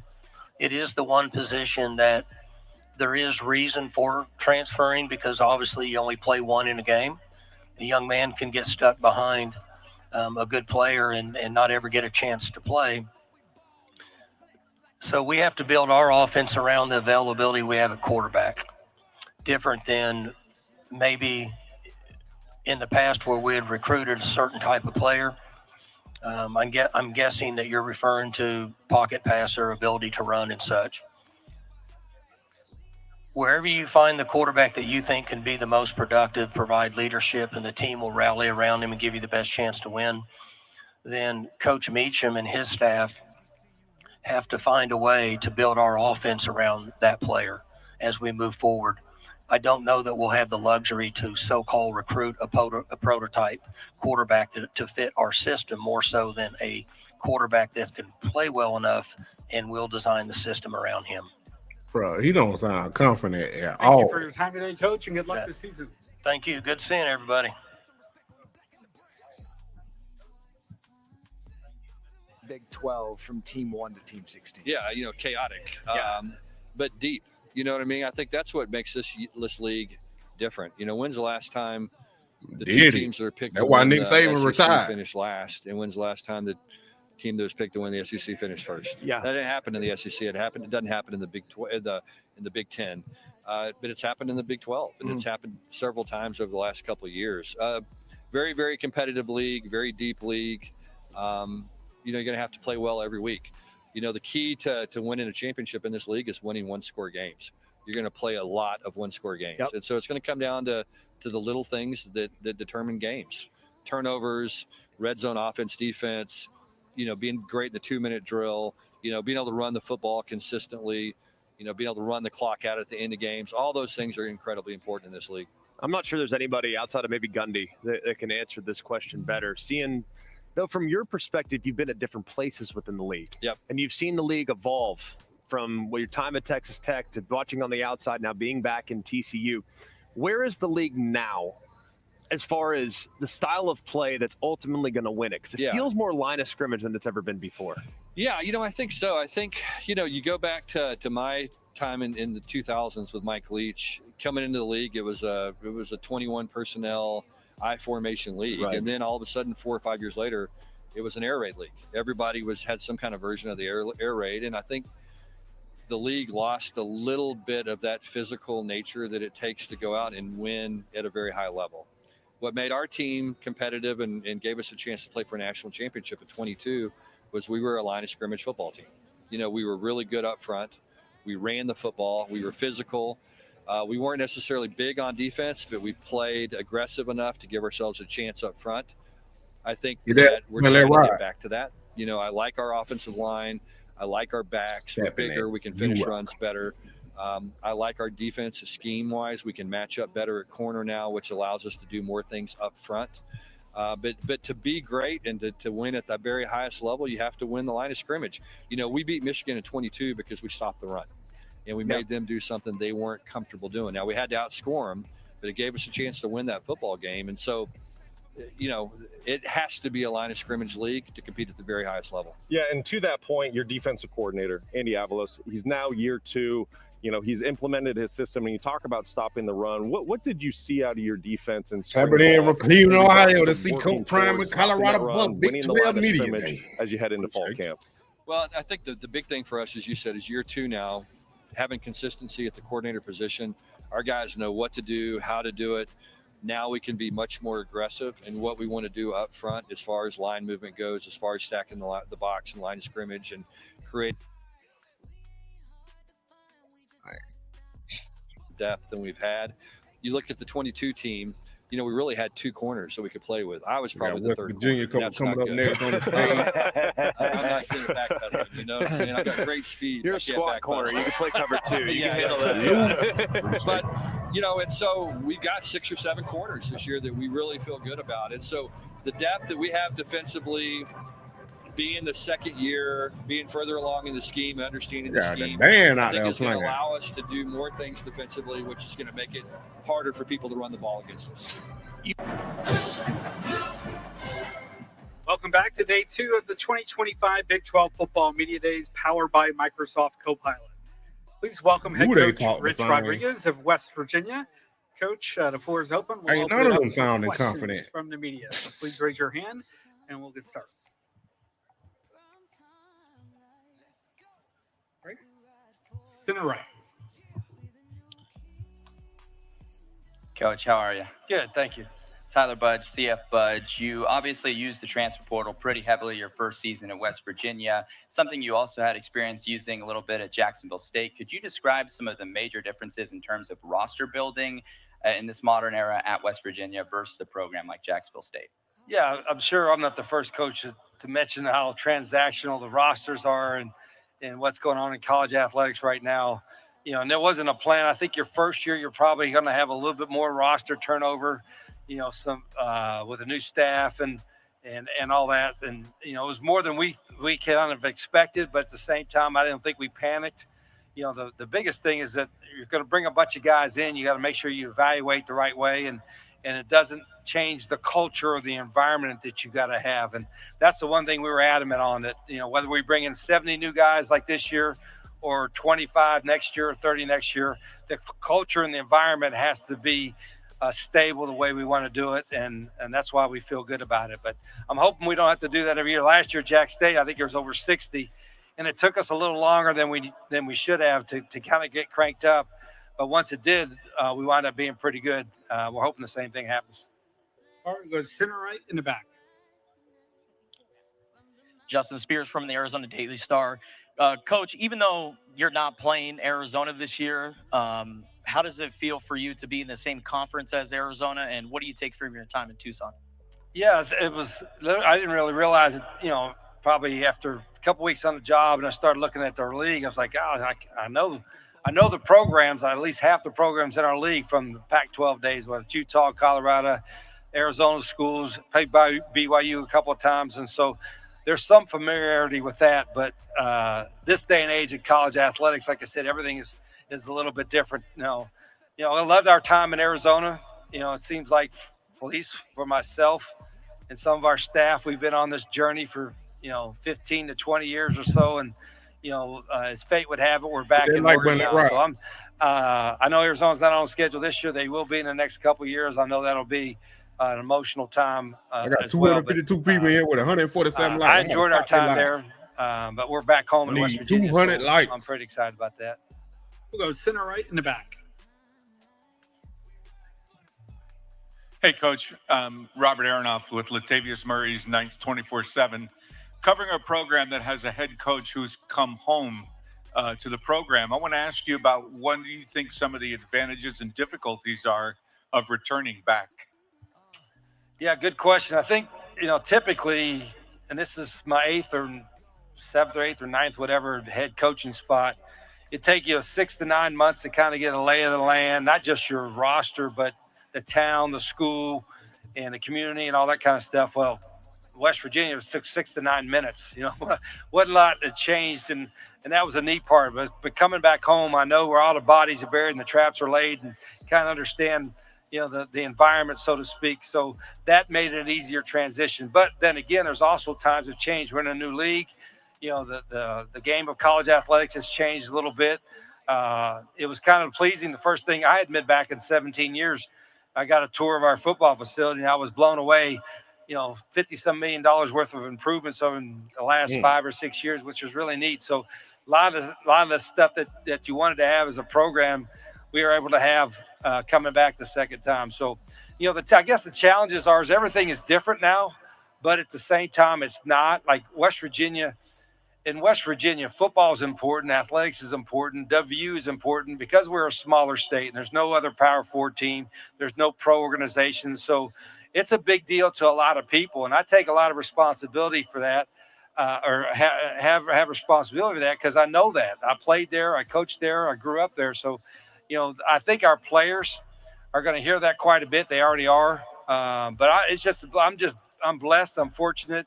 it doesn't happen very often that you get a chance to, I guess, come full circle and come back. There's so many things that take place for that to happen, and thankfully for myself, I'm blessed for the opportunity that happened.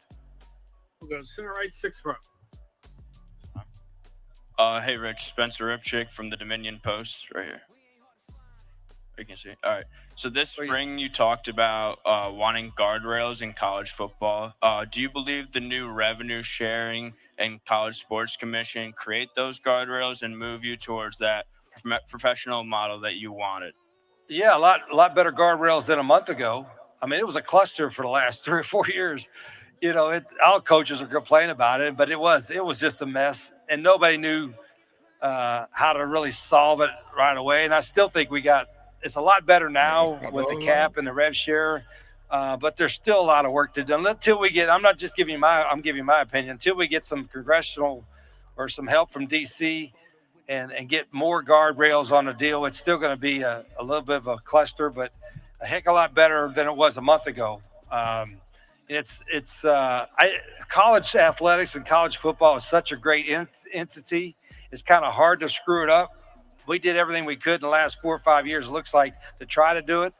But you can't really screw it up too much because of the passion of college athletics, especially college football. But hopefully smarter minds than myself will get that together. I think I've said this earlier today, I think they need to get the college athletic directors more input and more say-so in how college athletics is going to be run, because these are the guys and the ladies that know what's best for the schools and what's best for the country as we're in college athletics. But I've got my own opinions on it.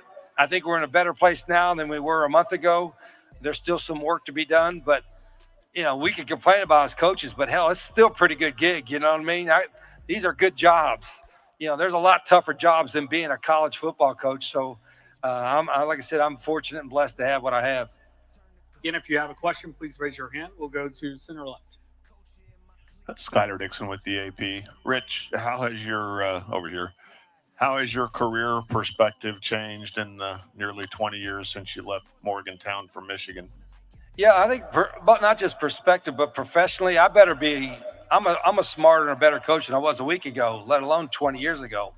And if I'm not, then I'm not doing my program or my players or my coaches any service. So I've got to be smarter a week from now. And I was, we're doing some of the same stuff with, philosophically, what have you, from 20 years ago. But I had to grow. I had to grow as a coach. I asked my staff to grow with me, the guys and the people that have been with me over the years. And so I continue to do that. I think if you learn from everything, whether it's good or bad, if you learn from everything, you got a chance to win. And I say this all the time, every decision I make now with the program is, does it help us win? And if I got to do something myself better than I did a week ago or a year ago, it's going to help us win. I got to follow that. So I think philosophically, if that's an answer to your question, that's where I feel. I feel like I said 20 years ago, we had some success, and that maybe helped me get some respect in getting this job. But I think if I didn't win at Jack State the last 3 years, I wouldn't have had this opportunity. So I think we're better than we were back then. Center left, midway back. Hi, Coach. Cody Nesper, Golden Blue Nation. There's been a lot of talk about how many good quarterbacks are in the league this year. How do you feel your group will measure up, I guess? There is a lot of good quarterbacks. Hell, that ain't very pleasing to me. I wish there was no quarterbacks returning. I think it's the best collection of returning quarterbacks in the country by conference. But I like our quarterback room. I think there's a lot of positions. I have some unknowns, and there's a little bit of unknown in our quarterback room, but there's 4 or 5 guys that we feel that have the talent to have success in our quarterback room. So it's going to be an interesting competition. We have a couple guys that have played some football. I'm really excited about them. We got a couple young guys that got great futures, and it starts at that position. And that's why I think our league, the Big 12, and I'm not saying this as coach speak, is I have less filter than I did 20 years ago. But, if you don't have a good quarterback, you had no chance to win. There's a lot of really good quarterbacks in the Big 12 this year. Again, if you have a question, please raise your hand. We'll go center left. Hey, Coach, Drake Toll of Locked On Big 12. You talked a lot about change, NIL, transfer portal, revenue sharing. With even the last 5 years, how college football's evolved. Why do you keep coming back? Myself as the coach? Hell, it's a lot easier than working in a coal mines or digging a ditch. You know what I mean? Like you get frustrated because you could do everything right in recruiting and develop a relationship and all that kind of stuff, and the guy just gets bought. You know what I mean? That's just the way it is. It's transactional. You know, it's like facilities. You know, it's important to have facilities and all that kind of stuff. Well, now, you know, that's still important, but money has become the driving factor for a lot of them. So that could be frustrating if you don't have the same resources. But, you know, I think now with the rev share and some of the other stuff, at least it's going to be a little bit closer and a little bit better. And I love, and I've always loved coaching. I started off at Division II level. Like when they ride. And you're not taking a job for money or fame or anything like that. You're taking a job because you love coaching. You love being around athletics. And I still love it. That's why I still call plays. I still get in the middle of everything that we do on offense and defense and special teams because I love the game, first off. But I also love coaching guys and seeing guys go from what level they're at right now to another level and watching them grow as players and helping them along the way. That's still my greatest thrill is I know it's kind of crazy too that there's you all that have been in, there's nothing like a winning locker room in football. I'm on it, so I'm ready. There's so many people that did so much in order for you to have success. In that winning locker room, you see everybody hugging each other and high-fiving each other and all that kind of stuff. And that's kind of a thrill that keeps me going too. Center right, second row. Hey, Coach. James Tagliente, White Right's son. During your first tenure at West Virginia, you were offensive innovator. You were running the zone read. You were running the spread to run the ball. You were also running a 33 stack on defense. Now it seems like trends in especially defensive football, everybody's running a nickel or a dime secondary. And a lot more people are running 11 personnel. Do you see offensive trends like kind of coming full circle where we're actually going back more towards power football and kind of segueing back into what you've been doing at West Virginia now and even at Jacksonville State? Yeah, there's a lot of trends in football. It used to be, it started at the NFL level, then the college level, then the high school level. Now you're seeing pro teams take high school concepts or college concepts and putting in there. It was more fun 20 years ago when not as many people were using tempo or spread formations because you were unique. Now it's not as unique, but at the same time, I think you got to be who you are. You know, and also be able to adapt. Like we're running a lot of the same stuff that we ran 20 years ago, but we're doing some of that stuff better, and we're doing some other stuff that other people have done better than us and copied them. So, you know, I enjoy that part of it. I still think getting players to play really, really hard and harder than they ever thought they could play is part of coaching as well that we take pride in. But the scheme part of it, you know, I don't go in every game saying, we're going to out-scheme these guys and we're going to be the smartest guys on there. And, you know, it's not what you call, it's what you can execute. So I've probably become simpler as opposed to more exotic, if that's the word, from a scheme standpoint. But the playing hard and playing physical aspect is never going to change. Coach, thank you for your time today and good luck this season. Okay. Thanks, guys. Thanks for coming.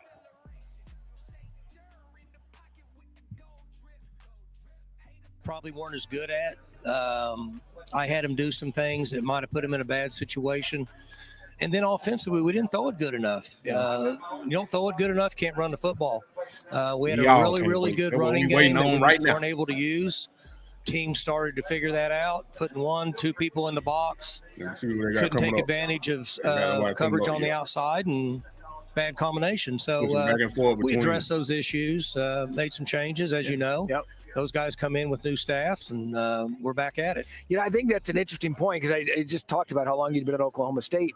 But even coaches grow year in and year out the way you want your players to grow. How have you, from last year to now, maybe taken a self-assessment of what went on last year to make you a better coach in your mind this year? So one advantage I had, I've done this a long time, and so I'm to a point now I can take the pride out of it, and I'm willing to look and say, you know what, that was my fault. Yeah. And I you know, when we let go of Brian Nardo, our working defense coordinator, hard. I Caught told you early him, on B. Watt. I said, look, Appreciate you. Hey, y'all don't forget. Me and B. Watt on Friday morning, right here on my channel, 8 o'clock. I need y'all to subscribe and be here 8 o'clock in the morning. Welcome to Legendary Island. We bringing B. Watt to Legendary Island. I'm telling you, y'all need to subscribe right now. It's gonna be a time. It's gonna be a time. in an uncomfortable situation. Right. So like, I have to be comfortable with people thinking I'm not very smart. Why did you do that? Why'd you hire that guy? He did not sound confident. That was a terrible play call. Because that's the way it works in big-time college athletics. But it's uncommon, though, to get that 10-year period. I mean, you've done 10 years twice at Oklahoma. That's an uncommon thing for you to be able to have that. It's hard to get there. You know, people ask me, you know, do you ever fear and worry about your job? I did in year 2 and 3 because I didn't get to that second contract yet. Oh. Once you get to the second contract, you start to feel a little better. And I never really have thought about it much, but it's extremely difficult now. I said this 3 or 4 years ago. The challenge with ADs is how do you evaluate a coach with NIL, because it matters how much you're paying players, and portal transfer. You can get beat up in the portal and be a good coach and only win 4 games. So they have a really difficult job now to evaluate coaches. So it's hard. Well, as far as evaluate coordinators, you bring in 2 guys that are no strangers to the landscape of college football. Todd Grantham returning, love what he does defensively. He'll blitz you every down, and I hate that, but I love that at the same time. And then with Doug Meacham back offensively, what went into selecting those 2 guys in particular to kind of lead their sides of the ball? So when I got on the market for a defensive coordinator, that's not my background, and I have experience. I'm smart enough to call people and ask questions. So I called coaches, one of them you know real well, and the majority said, you should hire this guy. I didn't know who the guy was, and I didn't even know where he was. And they said, well, he coaches for the Saints. So I had to start trying to find Todd Grantham. Came in very highly regarded, very good defensive coaches. And then at that point, he says, I need to bring these 7 guys with me. Extremely comfortable. That's it? Only 7? You ain't got to wait you ain't got to wait that that's long. That's the trend now, right? Like when I hired Jim Knowles 5-6 years ago, he came wait by that himself. long.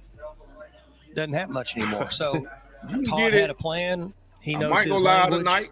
his system, And then his you can get it- terminology, you can get it, bringing guys in that have been with him at some point tomorrow. and they take off. Doug think Meacham about has what day been it with was. me. Yeah. So Doug and I are familiar with each other. The systems that we run is very similar to what we did in the past. It's going to be built around quarterback play anyway. You know, in the days of the portal, people say, well, what kind of quarterback you're recruiting? I'm trying to find a guy that can win games, and then I'll build a system around him, because you're not going to have – I don't think you're going to have the luxury of just recruiting prototype quarterbacks, because they're not going to stay if they're not the guy they're going to leave. Right. So both those guys are experienced. They brought their staff with them. He's speaking too Unfortunately, real. that meant there was a number of good football coaches that were on my staff that Oh, had Adam, my lid. to not be there anymore because of the way things are, but they'll surface. But long story short, I'm comfortable with both coordinators. Things are going good. It's going to be exciting in August. See, we have 65 new players. 35 of them just got here June 1st. Wow. 18 of that 35 are transfers. My gosh. So you have to think, okay, those 18 need to be playing, or we shouldn't have brought them in here. Right. So just think about 18 They take a guys page out of that should be Coke playing Prime, in the first game. They don't wanna I've do never that, even though. seen them practice. New coordinators, new assistants. Is that all? It's just like it's always been. It's on the roster. Yeah. Nah, You we don't know. know. To that point, We I'm here curious, for Colorado. I don't care about what what have you you talking seen about. in your quarterback room? What should we expect when you guys kick off Friday, week 1? Monday, Maine, and B. So neither one of these guys have Appreciate ever taken a snap for Oklahoma State. First time that we're in that mode. They now. got Kansas coming up next. Zane was with us, but was injured for the most part of last year. People kept wondering why we weren't playing Zane in games, and Zane had a bad foot, couldn't practice much, couldn't play. And then we bought Hoss in from TCU, and he was with us in spring ball. And then we had a couple other quarterbacks that played last year, and they portaled and went to other schools. And then so we transferred in another one, and then we just signed another one the other day to come in as like a fourth. But those guys are new to our system. Yeah. So you think about that. You have 2 guys that have been here since January, so they know a little bit about the system. And then 2 guys that don't even know the playbook. And that's where we're at now. So our goal will be try to come to the conclusion that gives us the best chance to score points about halfway through August, and then move the system that we have in place and build around what their strengths are. Yeah, I might watch. You have such a good head of hair with all this going on. I'm surprised that Mario came in there. I appreciate him. He did come on my live the other night. I be watching his show before that. I think it's energizing. I told him I was watching his show. Yeah, like it's new. It's interesting. You got different styles. The stuff that comes across my desk blows me away. You be giving out good information. I'm working more hours now than I ever have as a head coach. And with all the personnel we have in the scouting department and the business department and unlimited coaches, you would think my hours would be backed off. Well, it's going the other way, which is fine. Yeah. But the point being is it's so intriguing. It just kind of keeps me going. And I think you adjust and you figure it out, or you get out of the game. One of the other. Hit that light button, let ride. It's new again to you, really. I mean, with everything you've got to do, you're putting on the coaching cap, especially as a quarterback guy, to say, hey, look, I've got 4 guys. I've got to get one of them ready to play week 1. That's right. And that's going to be fun for you to kind of reinvigorate you again. I mean, you'd like a veteran starter. The other thing, of course, Greg, you know this. So if you don't have any experience in the room, and then you do have a guy that you feel like is starting and can help you win, how accessible do you make him to the run game, even if he's a runner? Yeah, right. Because what if he's not available the next game? Yeah, that could be an issue. A huge issue. Well, and you used to be able to say, okay, I know I got one guy behind him, and then my third guy can go in and function, and then we'll play to his strength. I think there's not many better, that's for sure. But at the same time, as he's had to persevere through some injuries and doing the things, he has stayed the same person. He doesn't make excuses. He doesn't know. He's been positive. He walks around with the same smile on his face, and he's never once, like I said.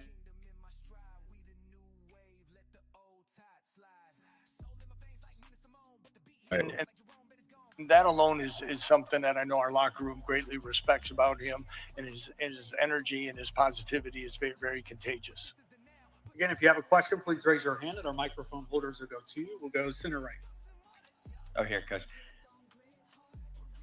Tyler Budge, CF Budge. I know it's never that simple in college football, but if you could bottle up one or a few things from that, he do be talking real. You guys had last season. He just don't sound like he that confident. Well, you know, really as you said, you know, last year kind of hit probably on before that November run. We had him up when he was on the stage. The tough start to the season, and we just didn't play our best when our best was needed.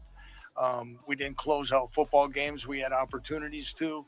And at the same time, though, as we talk about our daily process within our program, we didn't waver on that. We didn't deflect and we didn't blame. We continued to work hard. And again, our locker room did a great job. Our leaders did a great job of sticking together and working hard. And I think we found out that, you know, once we were able to turn the corner and flip the switch, so to speak, our confidence grew and we became the team that we thought we could have been all the way. We'll go to 6th row, center left. Hey, Lance, Callis Robinette here with the Kansas City Star. Eastern time. You guys start off the season with a week 0 game and then a Friday game right after that. Why was it important for you guys to start that way? Well, again, you know, the week 0 game was something that was on the schedule before my arrival. Again, the opportunity to, when you play a team that's playing at Hawaii, you get a chance to get that week 0 game. We wanted to keep it once we saw it. It's timing up very well with the new stadium. As you know, there's a limited amount of games on in week 0. We feel it'd be a great time and exposure for our program and our new stadium. The Friday game, again, is another opportunity to kind of play. And as we go into the 3rd game of the year, then we have a chance for an extra day of prep. So we feel that we played a lot of our FCS opponents on a weeknight, and we felt it would be good to stay in that format. So that's what we went with. Y'all still hear me good? And if you have a question, please raise your hand. We'll go to the back, center left. All right, I'm just making sure. Coach Alyssa Cooper with the Fort Worth Star-Telegram. So how do you approach building out the long-term plans for your program amidst the changes in the Big 12? Well, again, as we continue to build our program is one that we want to continue building consistency. You know, one of the things that has kind of come up, you know, through a national media writer is that in the last 2 seasons of portal changes is that we've had the fewest scholarship players enter the portal at Kansas, and for us, roster retention has been a big factor for us, important ingredient since our arrival, because to be quite honest, there was a lot of attrition before we arrived, and be able to keep that's going to be part of it. In the new rev share model, we want to be competitive again in obtaining players. We still want to be able to develop players through high school ranks, as most of us do, and of course then supplement with players through the transfer portal. Patrick, I can't say that live on here. I can't say that live. Second row here. Coach Lynn Harrington, Stay Alive in Power 5. How you doing? Everybody don't mean you're good now. I'm all right. Can't say that live. So last season, you know, you lost the program's all-time leading rusher, Devin Neal. Can you say how the running back room is holding up? Like with ain't that like, right? Say that more. Daniel Highshaw. Can't say that live. If it's going to be one running back. How about it? Y'all don't even know if I'm really going. I might be lying. Well, you know, first of all, Devin Neal was a special player for the University of Kansas, not just on the field, but off. Being a Lawrence native, as we know, the impact of him staying in town to get his education and play his college football was special. Appreciate you. Of course, the type of person he was. I ain't never going to stop. And as he moves on to the New Orleans Saints, we wish him nothing but the best. Daniel Highshaw right now is a player who's waited patiently and honestly, you know, much like Jalen has had a kind of bumpy road with injuries and things. But 2 years ago, before he was injured in the Iowa State game, he probably was playing as good a football as anyone we had offensively. He's got a great combination of speed and power. He's a physical back. He has good hands. He's good in pass protection. LaShawn Williams was a young man we picked up in the portal from the University of Iowa, led Iowa in recruiting 2 years ago. Again, much like Daniel, he's a powerful back. Towards the back end of spring practice, he started to get his legs back about him. I really feel confident about those two guys, sharing the loading and giving us try and take what you already built from years of experience. Center left, 6th row.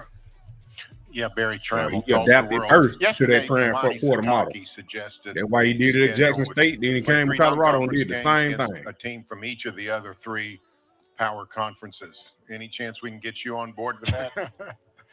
You know, it's an interesting concept. I think scheduling is becoming a big topic as we transition into this playoff model that we've been going with now. I just think whatever it is, Barry, that it's more similar. We're playing the same amount of conference games, and if it's all power conference schools, you know, again, because there's always going to be, I think we all know we're always going to compare who played who. And with the conferences being as large as they are now, we're not even going to play everybody in our subscribe and share and tell your friend about the money, man. I think whatever gives us a better comparison, the better off we're going to be. Hopefully they should go live on Twitch one of these days before training camp start. But look like he focused. Oliver Hayes, 24/7 Sports. I was wondering if you could speak on the offensive coordinator, Jim Zebrowski, after the debacle last season and having to weather in the storm after a rough start. Well, I'll disagree a little bit on debacle, but you know, first of all, you know, we were a top 10 team in rushing. We were yards per play. We ended up being a very productive offense. Did we have some hiccups? Yes, but I still think we had some productive deals, enough that Jeff Grimes was very marketable to the University of Wisconsin. So Jim Zebrowski has taken over as offensive coordinator. Jim was my first hire ever as a head football coach when he gave up a head coaching position in Division III ranks to come be the coordinator at Wisconsin Whitewater. After 3 seasons, you know, I think we lost 3 games and won 2 national championships. He moved on with Jerry Kill. After Coach Kill stepped down, Jim ended up joining us back at Buffalo. He's been with us ever since. He understands our culture. He's been an integral part of our offense and game planning in his role as quarterbacks coach prior. Good afternoon. I look forward to him. He called the bowl game in against UNLV in Arizona after Andy Koldnicki had moved on. So Jim has plenty of experience. He's got a great mind. Matt Lewis joined us as a co-coordinator. I look forward to what our offense is going to be moving forward. Coach, thank you for your time today, and good luck this season. You on Twitter? Thank you.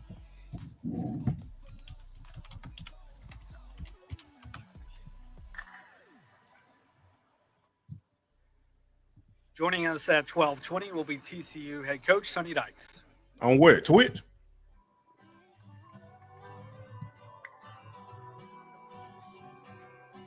I don't even be following these folks. I don't recommend you get too close to this, cause I ain't. You look heaven sent and I don't make the list. The look of your lips has me wondering if Instagram. I should call it quits. Get a grip. This ain't nothing that you want to end up with. Cause I chase tequila, I chase the wine, Edwards in the backfield. You know Chris Kleiman's going to field a great team. And then Baylor, I think with Sawyer Robertson, the way he finished the season last year, he was one of the best quarterbacks in the country. Yeah. And then the Iowa State Cyclones. Rocco Beck at quarterback. He's back third year as the starter. You know they're going to have a team put together around him. I think it's going to be really exciting. God, you see all these. I mean, I'm excited for that. Like, by the way, that first Saturday, I'm going to let Zoob go hang out in the studio for that week 0 because I want to sit home and I just want to watch it. I just want to be a football fan for that one Saturdays where every year. So that's a look at some of the top 5 teams still ahead here for Media Days in Frisco.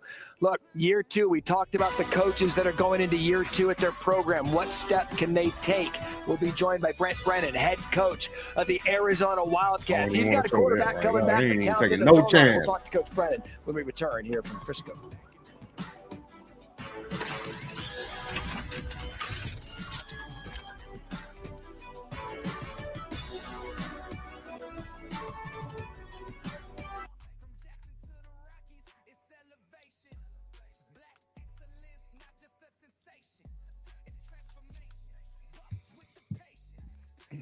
Hey, don't y'all forget. I'm going to say it again. Me and B. White live Friday morning at 8 a.m. right here on my channel. Money Man, you already know. I need y'all to hit that like button, subscribe, and share, and be ready. Friday morning, B. White's live on Money Man. You already know he coming to Legendary Island. And matter of fact, I need y'all to follow me on TikTok too. Follow me on TikTok. The Prime Effect. We getting it back going.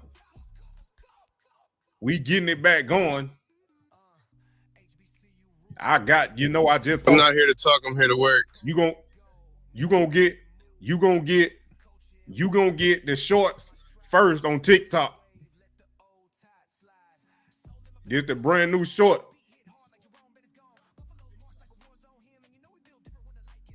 Every rep, every film session, every throw, it matters. I respect the competition, but I believe in what I bring.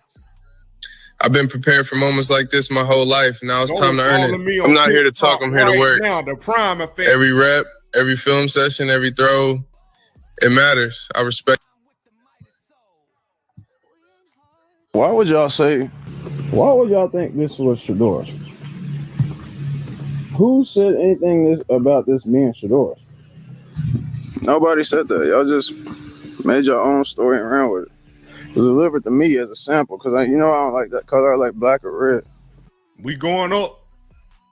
Look, I'm not here to just make highlights. I'm here to make headaches. That's why it's Headache Gang. You come across that middle, better have insurance. I told you I do everything. I'm not here to just make highlights. I do everything. I'm here to make headaches. That's why it's Headache Gang. You come across that middle, better have insurance. The Prime Effect on TikTok. Follow me on Twitter too. Brown Time Ops 21. It's fire. I know it. Appreciate you. Ain't nothing going on right now.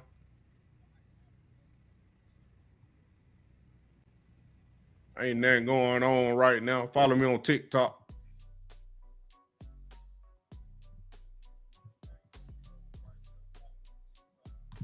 Ain't got nothing. Let's turn it up one time. Let's go. We ride for the fight. Yeah. We the new kingdom. Buffalo, so we go. We go.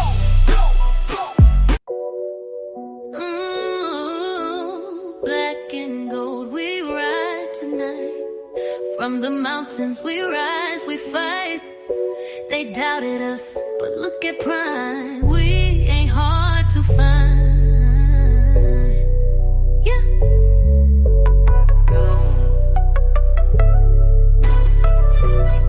We continue our live coverage. Big 12. Back in Boulder with the boots on. Coach Prime brought truth, now the root strong. New era, new game, no coupon. Built from the soul like Phalo with the suit on. From Jackson to the Rockies, it's elevation. Black excellence, not just a sensation. It's transformation. Buffs with the patience. Now we speed like Travis in acceleration. Shaker in the pocket with the gold drip.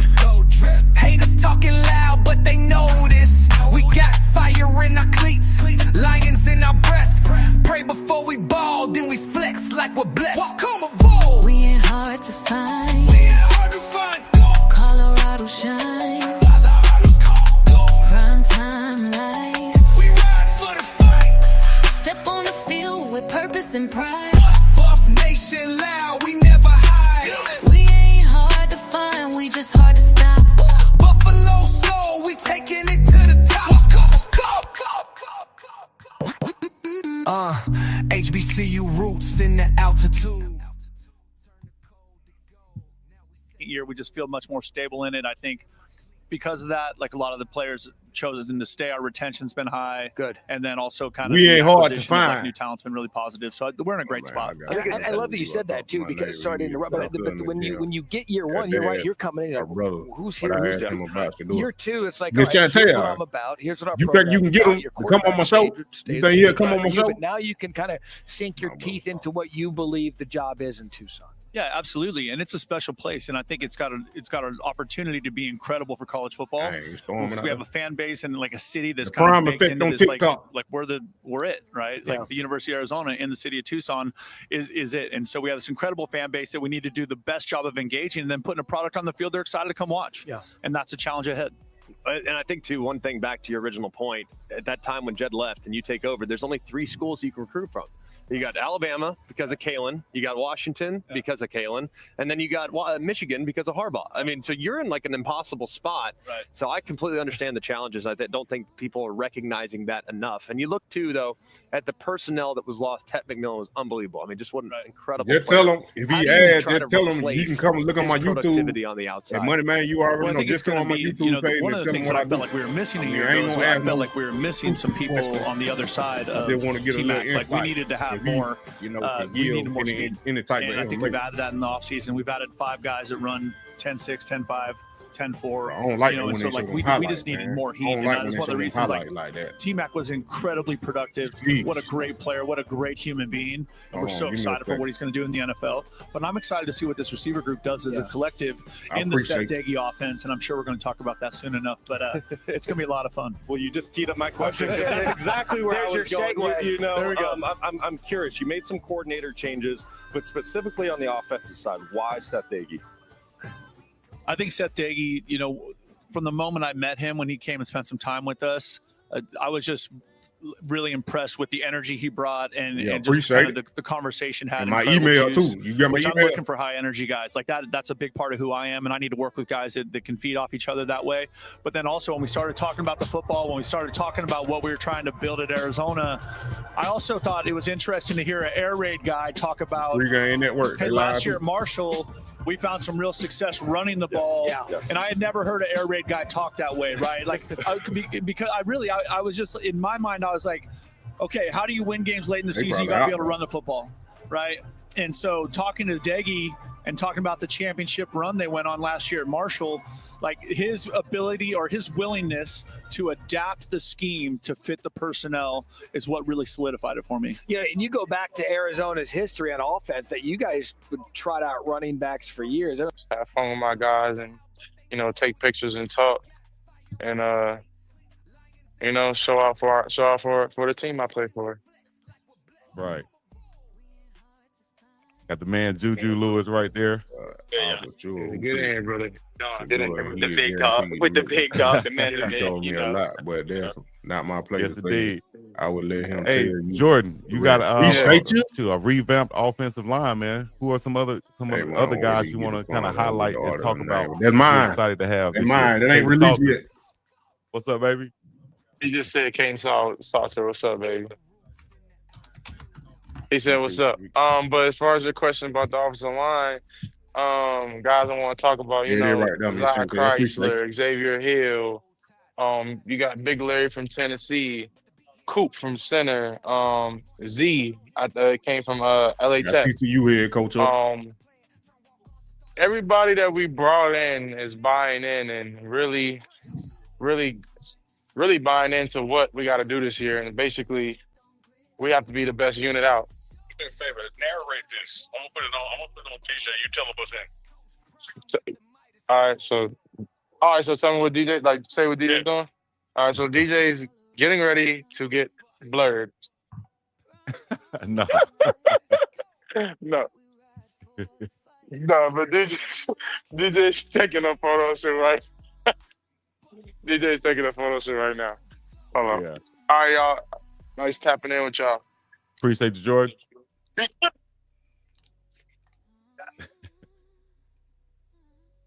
All right, I'm back with y'all. Yes, sir. We were able to catch up with Jordan Seaton. Dukes is having internet issues right now. He'll get back on in a second. Speaking of that, boom, he just popped back on. DJ McKinney right there, Alejandro Mata, Juju Lewis, and Kaidon Salter, man. Well, if I had it background, they're about to do y'all know my show would be lit photo if I shoot had these boys on. right now. I'll tell you one thing's been happening, man. You can just see the chemistry with these guys, not just the two quarterbacks, but the entire group. Chili to come in, get that big up cheek up. Let me see. Now we got Dukes back on now. Here we go. If y'all have any questions for the guys, y'all put them in the chat right now. I know Coach Prime is scheduled to go on at 3:25 Eastern time. The guys are scheduled to go on at 3:30 p.m. Eastern time. And we're going to have an exclusive show coming up later on, special show coming up later on for you guys also, after all that is over with. Yeah, got a lot of B-roll and reaction stuff we're going to do for a show this afternoon / evening. Got a full day. We're going to go to 5 o'clock Central. Cheerleader stepping in now. Yep. So we got a lot more coverage for y'all. Oh, y'all already ate? No, we ain't got to that yet. Oh, man.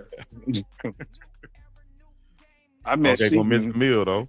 I have so far. I met Seaton in the lobby at 6:30 this morning. This is a day off, and he wanted to get a workout in. Man, that's what's up. So we worked out he worked out from 6:30 to 7:30. So we got all the footage of that, man. He really wanted to go get a workout in, didn't want to take a day off. Took him up, made a couple of calls, took him over to the Star where the Cowboys work out, so he was able to get his groove on. Wow.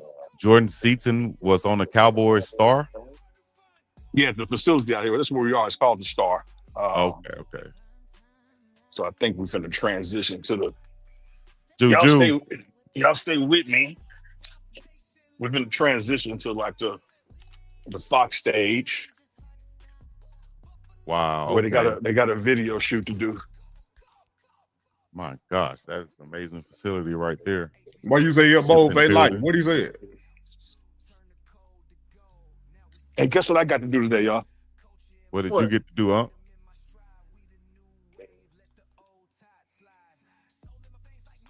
Don't leave us on that cliffhanger, Unc. What did you get to do? Or did you get paused right there? You paused right there, Unc. We didn't hear you. We heard what'd you get? video shoot in here. What part y'all didn't hear? You ended right when you said, "Guess what I got to do." Oh, well, I told you I got to do. I got to hold the Juju chain while he was getting situated. Yeah. So we're gonna do a video. You got to throw your hand out, don't you? Don't you? Oh, that's gonna be dope right there.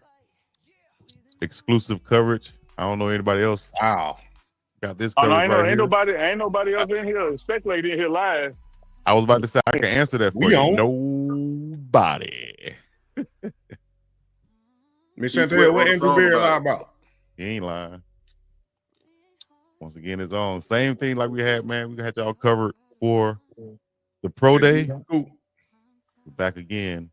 Once again. I ain't gonna lie to you. Let me know if I need to adjust the camera too. I can't see, so I'm winging it. Okay, looking good. Looking good. You good.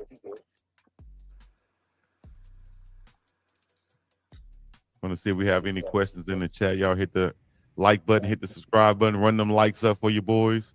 Right now, you're inside Big 12 Media Day exclusive. Uncle Neely got Juju's chain, dog. He's scared. Put that thing up close to the camera again. Put it up close to the camera again. A freshman now. Nice. That's something I'll be nervous to wear, man. I don't even want no big chains, Dukes. I don't want no big chains anymore. I got trauma from my chains being snatched playing football, me trying to wear them in the games. Mm-hmm. I've had at least 3 snatched from high school to college. Oh man. And I was just that's why I was so surprised that, it never happened. Andrew said Jimmy did not pick. Probably because my chain was a little cheaper than And theirs. I'm gonna sign off real quick so I can get some B-roll for later, and I'm gonna hop back on. All right, sounds good. All right. Wow, look at that video right there. So That's gonna be hold dope. on, let me read that again. Exclusive footage. That's crazy. I'm talking. Shoot. Let me read that again. Hold on. I go back to it right quick. If we're not in the Big 12 championship game, it's probably not a successful season. And so that's where we want to be. We think we're a team that somewhere in the chat said Andrew in said the Big 12 Jimmy title did hunt. not pick Shador. So Jimmy did pick Shador. And, we think this team is capable of doing that. We'll see how it plays out. I mean, there's going to be so many factors that go into that. Can we stay healthy, and do the guys come through like we think they can, and can we play at a high level, and can we learn to deal with adversity and success and all the things that you have to go through to have a successful season. But I like this team. I really do. I like our makeup. I like the guys. We have 6 really Say it again. special young men with us today. Guys that are mature, guys that are unselfish, guys that really care about the team. You don't hear that discussed very often in today's college football world. Some of it's me, and we don't have those kind of issues in our program right now. I mean, we just have guys that love each other. They love playing at TCU. They love going to school at TCU. They love living in Fort Worth. I'm They're really confused. committed to I'm not letting their teammates I down. told her to say it one more time. It's a fun team to coach, man. I just love Say it being one more around these time. guys. We went to dinner last night as a group. I loved talking to them. I loved hearing about what they were doing. Just a special group of guys. I mean, just smart, mature, unselfish, hardworking young people that we can all be proud of. We'll go center right, second row.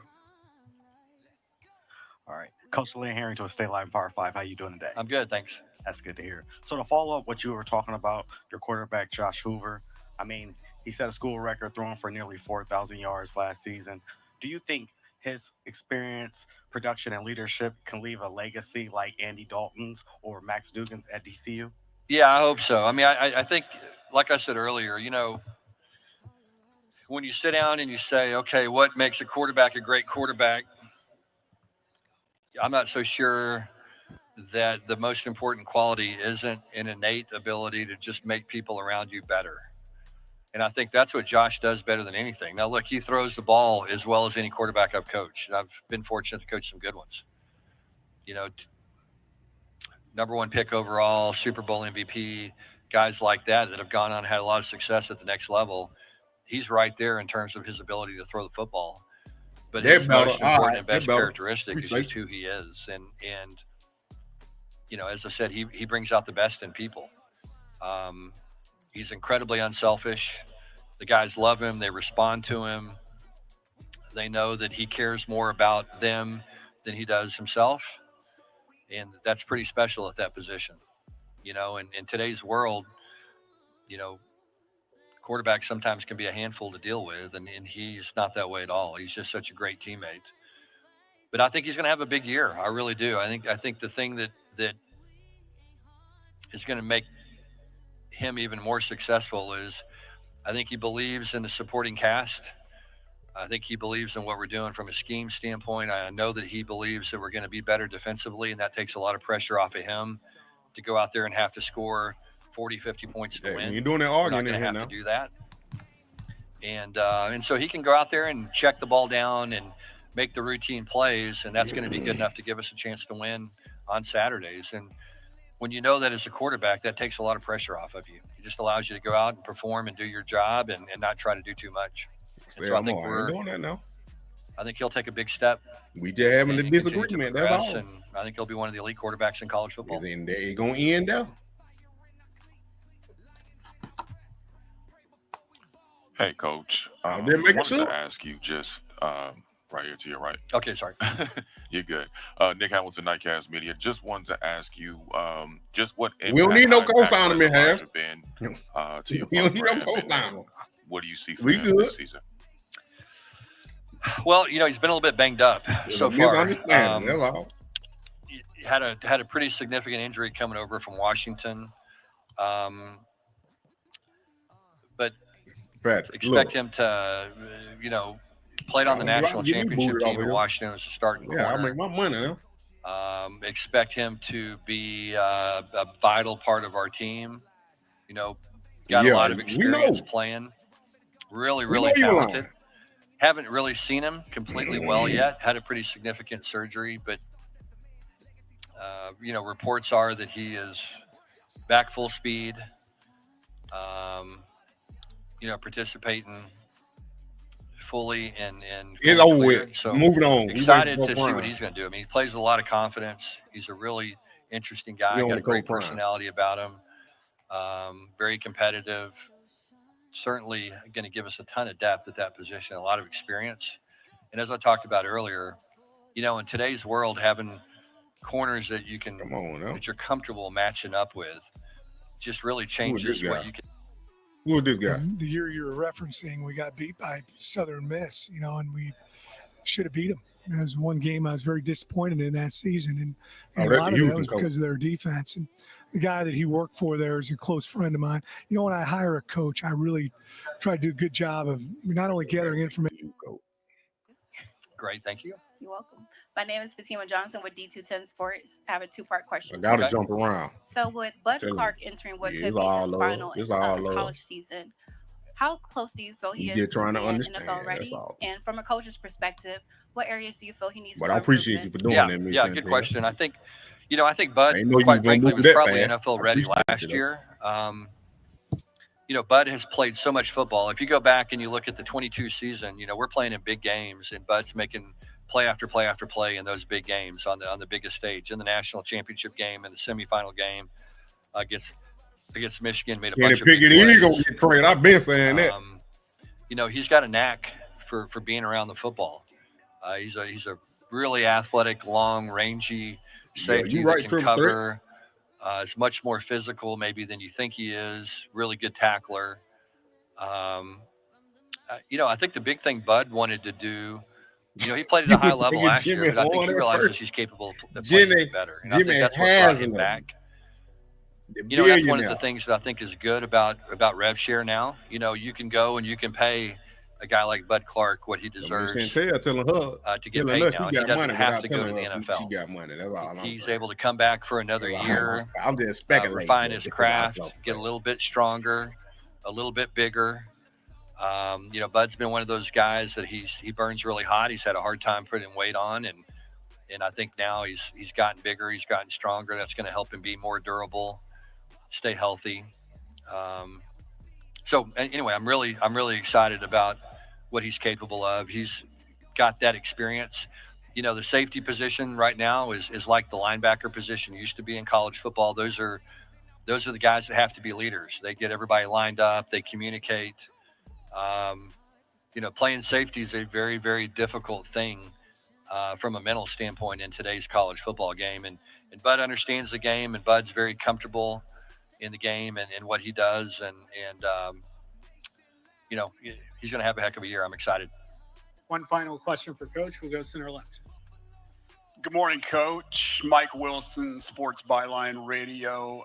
You know, you mentioned earlier about players getting paid and coaches staying within the spirit of the rules, right? How do you are there any other guidelines with that do you think need to be added, and anything with that with the portal as well? Yeah, you know, I think right now, you know, obviously what are UT code? What is that? College football is partnered with Deloitte. Right. And what Deloitte is going to do in terms of assessing who's going to want him real I don't know. Don't care. NIL and what that's going to mean. He would not always okay, so what happens if you violate that? What's going to be the cost of doing that, and all the things?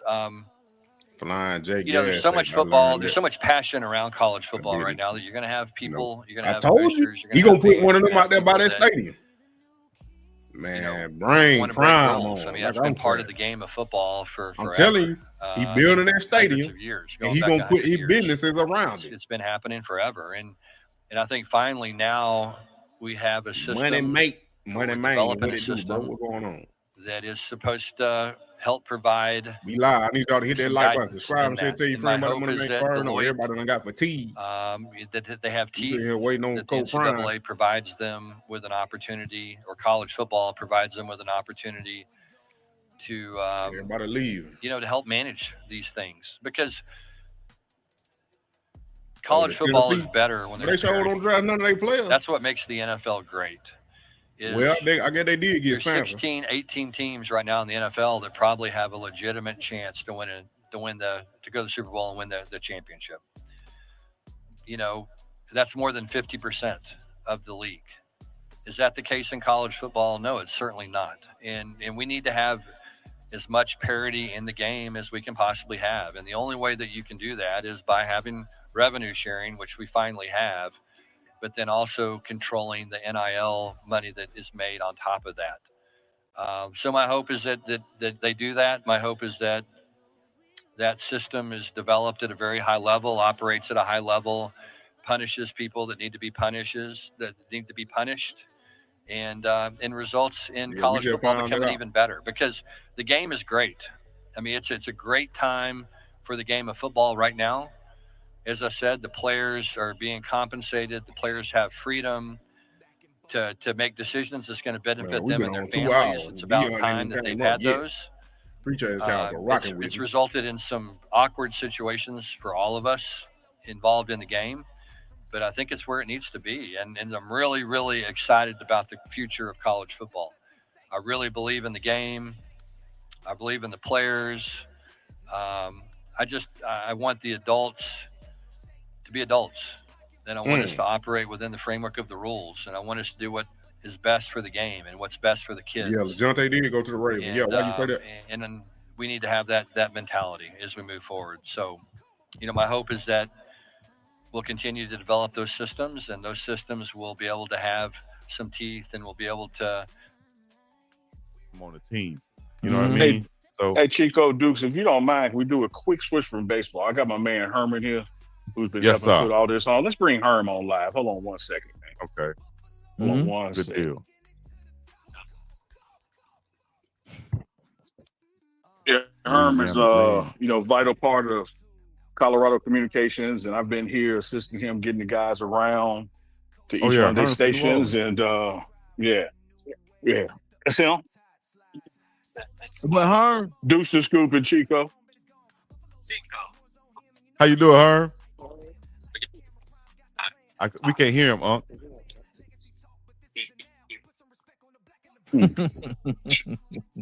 Could you hear him? Did you hear him, Duke? Hear me now? I can hear him. I can hear you now. What's going on, gentlemen? How y'all doing? Good, good. How you doing? I'm tired. I ain't gonna lie. Boss, I'm tired. New Orleans tired. And we're not even started yet. This is 2 weeks before camp, so I think I need a vacation before we start. And we're just halfway through. It's only I looked at the clock and said 12 o'clock. I said, Jesus Lord, we got another 7 hours. I know you walked at least 3 or 4 miles now because you be hitting everywhere. You got a lot to do, bro. Man. I gotta give me a smart watch so I can just do my steps on game days and days like this. Right. Because I just bought these shoes, so my dogs are barking. Hey, for the people that don't know out there, let everybody know who you are and what you do at Colorado. Well, my name is Herman Shelton. I am the Associate Director for Communication for Football and Track and Field at Colorado. I've been here, I got here July of 2023. So I'm going on my 3rd season here at Colorado. Nice. Dukes?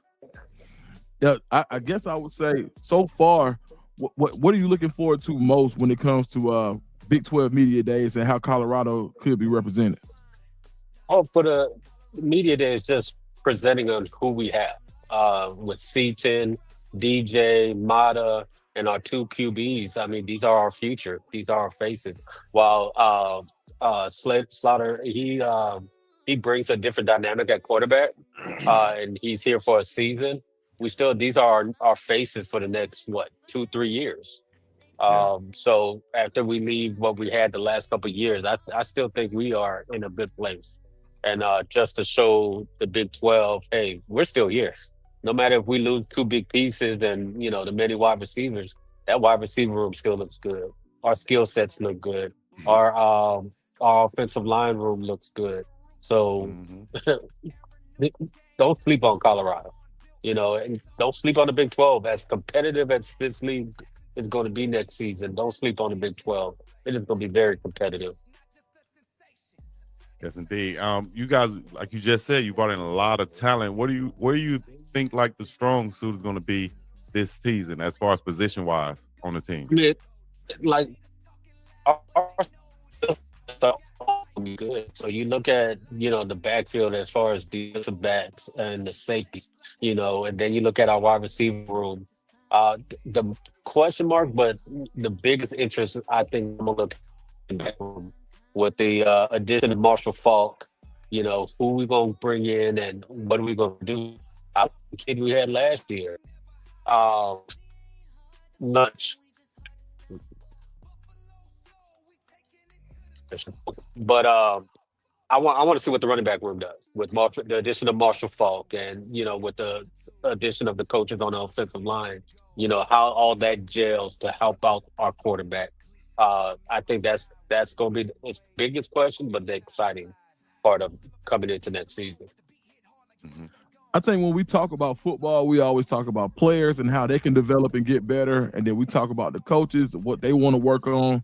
For somebody in your role who has more of a front office type vibe to it, how do you get better or how do you work on your game?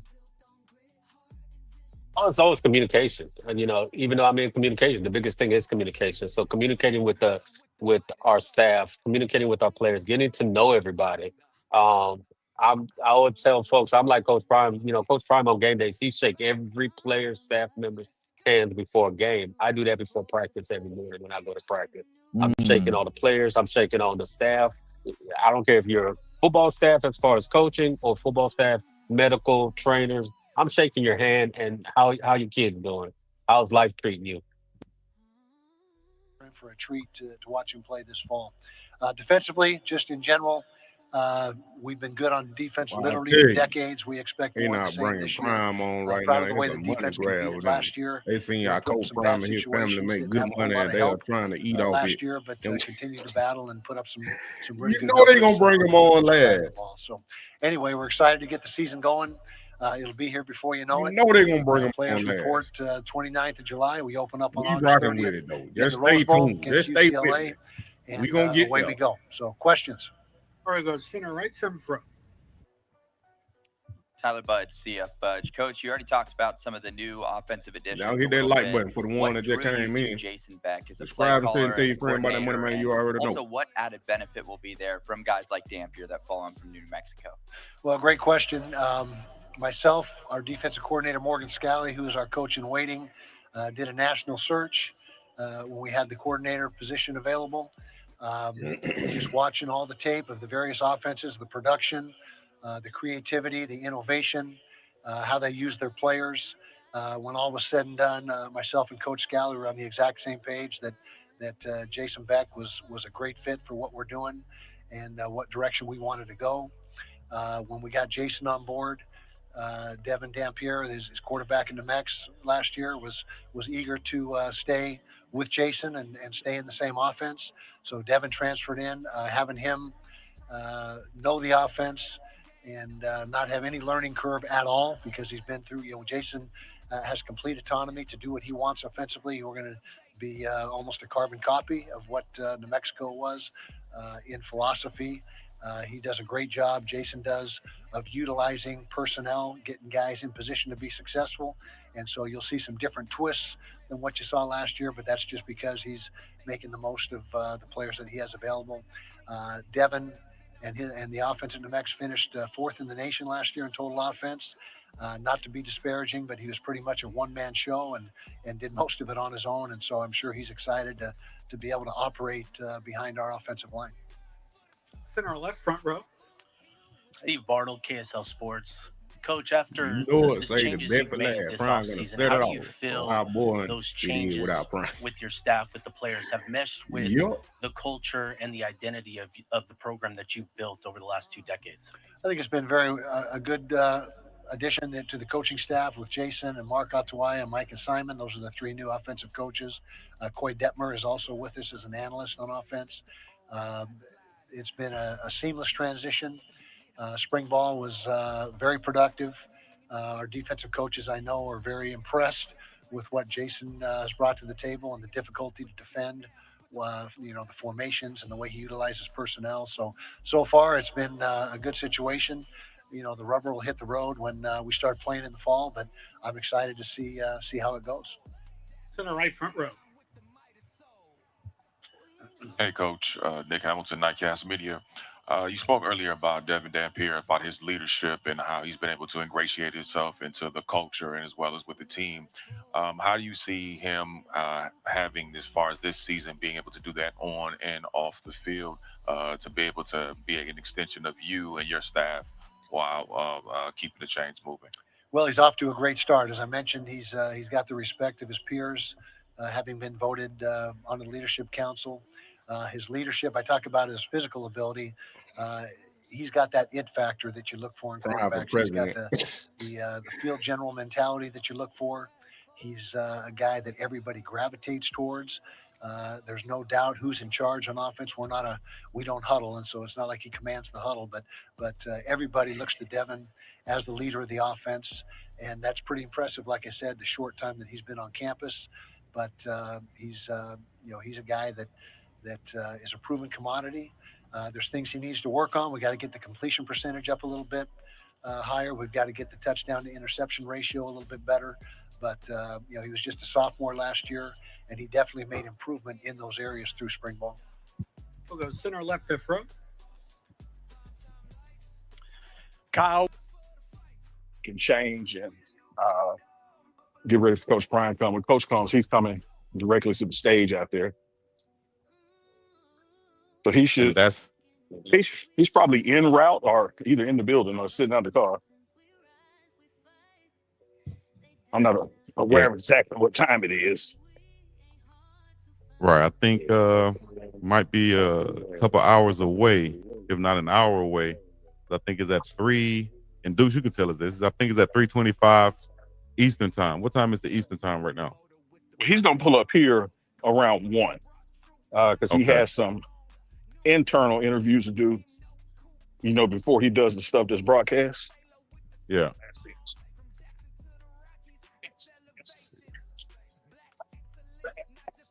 I'm gonna go the front way so y'all can see. Live from Big 12 Media Day. the day will end with our players up there in front of the Colorado one. This is what we call Radio Row, where everybody is set up, and we kind of shepherd the players around, take them to each station, let them do interviews.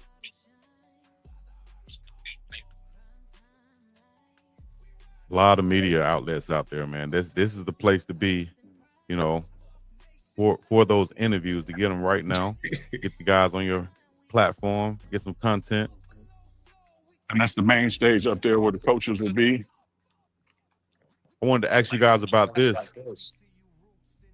The Big 12 commissioner said that there is no value in preseason conference media poll, and they are not doing one this year because they felt like Arizona State was at a disadvantage being last on the 2024 preseason Big 12 poll last year. Those guys right there, that's who runs it right there. Ain't got nowhere to be yet. There you go. Y'all think this is the Ford Center? No. This is the Kurt Dog Center. Kurt, oh, that's Kurt's like, what up, big Kurt? Hey, this is the most beautiful smile in the building. Hold on, let me see. There it is. So you come back here, this is going toward the players' locker room. You see CBS is up here, The Athletic, TNT Sports, then the actual Big 12 office. And when you come in, Dukes, I think you asked about the camaraderie, right? Right. You're about to see the camaraderie, because as you come down this tunnel and go to the players' locker room, Big 12 is split in two. You know, the other group went yesterday. Colorado is today. We're all in the same locker room. Oh, damn. Yeah. I'll make sure ain't nobody butt naked, but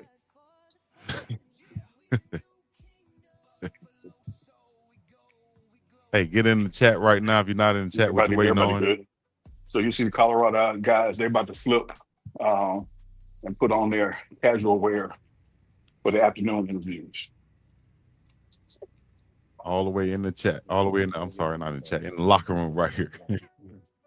Behind the scenes. H-Town coming in. Houston. Oh, no, Houston. Oh, no. We got them on a Friday night. Tell them, hey, y'all want to Kansas in the building. Look, I'm gonna tell y'all this. Kansas? Hey, Kansas, y'all check in the deep They sleep on network. Kansas. Y'all sleep on Kansas helmets. Yes, sir. Kansas got some dope helmets, man. Hey, Yes, indeed. don't sleep too long. That Daniels right there. Hey. Yeah. Yeah. So they going to the same locker room. I think I got West Virginia coming toward me. So it's nothing hostile, you know, it ain't. It's set up as a day of celebration for the conference. Another guy from Houston. Everybody using this stream, y'all. Then you got the Mountaineers coming. Hey, give a shout out to Coach Rod West right there, man. My cousin out there with the Mountaineers. Look, you can't beat the Mountaineers mascot. You can't beat them. You can't beat them. It is live. Hey, y'all make sure y'all tune in on Deep Pregame Network. Bro, you know they can't. You cannot beat their mascot, man. Like he toting that steel in here. He got that iron. Got that iron, boss. He got that rod. That's right. Got that stick with him, Duke. Jakey Foo.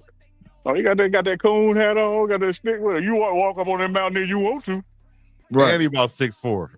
Yeah. You know what? If I had my tripod, I'd go to him with a King Cabin. He ain't got no Ugg boots, do he? He do. I bet he do. With some fringes on. They so run over, you got to lay down to put them on. Oh man, you're crazy. Like you got on two left shoes. That's what I said. They run over. They be walking in circles. What did Paul Wall say? He sideways. Oh man. Oh man. Walking in circles. That's big Brock Osweiler right there. Look like QB. You said so. What are you looking at? Man, how you find Brock Osweiler? Right there. Former Broncos QB right there too, right? That's not Big Brock. That's Nelson. That's Nelson, not Snelson. The guy standing next to it. Oh, right there. Yeah, that's Big Brock, ain't it? What? No. Oh, he just making up shit, man. Hey man, I saw Brock on TV earlier. Hey man, that was like Hey, that would have been epic, dude.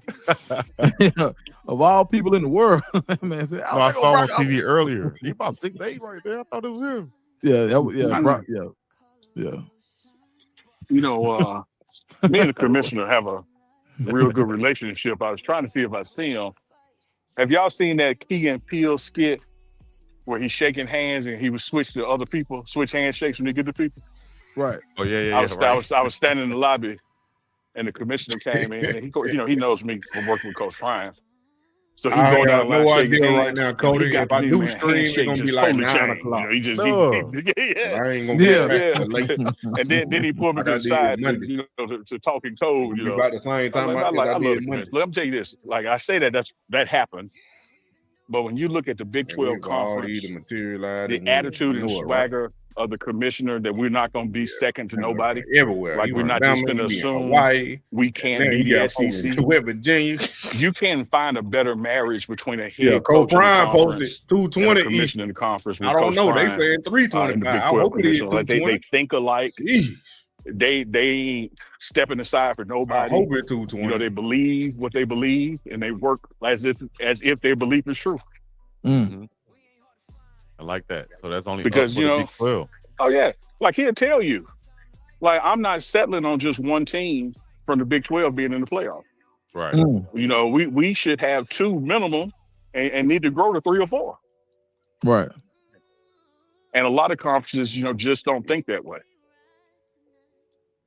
Because they just think, no, it's the SEC and Big Ten world, and we'll just get what we can get.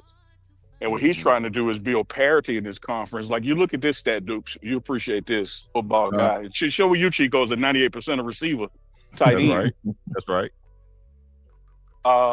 The big, conference football, more times than not, the team with the best quarterback wins. The Big 12 is bringing back 9 starters that threw for over 2,400 yards. And if you get to for the rest of the conferences, it takes 11 of them all added together to get that same stat. Mm-hmm. So you got to add the SEC, ACC, like you got to add everybody together to get what the Big 12 already has. So now, here's the drawback to that. Cannibalization is going to occur. Neely, what do you mean by cannibalization? This conference has the most parity and best teams, right? Like we're not top heavy where it's 3 good ones and everybody else sucks. We got like eight good ones. The problem is we got to play each other. The same thing, stream, y'all. And so because it's taken to being undefeated, I like the to get the ranking system of 1 loss. By the time this conference gets to mid-October, starts playing each other, you're gonna have a great damn team with 2 losses. But it's a little bit more professional. Right. I mean, you saw what Arizona State did last year after being ranked at the bottom of the conference in the preseason. I hope he's doing so. Like they got the coaches on the other. It shows you from top to bottom, anything can happen in the Big 12. Hopefully he goes. Scotty Band's going to get his seat so he can suck up the coach. Now Scotty Bands. Scotty said, "What is SWWD?" He looked. So what we doing? So what we doing? So what we doing going worldwide on so all as you can shows see now, and all platforms. All of these tables are media people awaiting the arrival of the coaches, and you know which coach they're waiting on. Yeah. And once again, smart by the Big 12, whether they did it or not. Colorado and Coach Prime, I think Coach Prime might be the last one, and Colorado players might be next to last ones to go on. So everybody, let me tell you something. If you throw on a rap concert today, I ain't talking about in my day, Chico. No, I understand. What's going on, fam? You good? If you could throw on a rap concert today, and you ain't letting the NBA young boy go last, you losing your money. You're losing your money. Now, what are you doing? You got to let him go last. People will be looking around like, who's running this? Yeah, everybody going to be like, oh, I seen who I want to see, going to leave. Right. So you got to put Colorado on the second day, and you got to put Coach Prime in the afternoon, or else people going to vamp the count. Vamp. Half these people will be gone by now if Colorado went yesterday. Yep. He ain't lying. True story. Manny. Why you look at Manny like that? Because I didn't know he was gonna step in and do something right there. Shout out Manny for that. Manny, no. So as you can tell, if you're looking at the stage, Arizona's about to come up. Shout out to Arizona, all the big Usos over there. Shout out to all of those guys, man, Arizona. Yeah, it looks So like this it will might be the end up situation being with Coach Klein taking the stage. I like how they had the graphics up there for each team, man. It's like a, well thought out production. Coach, good to see everybody. It's great to be here.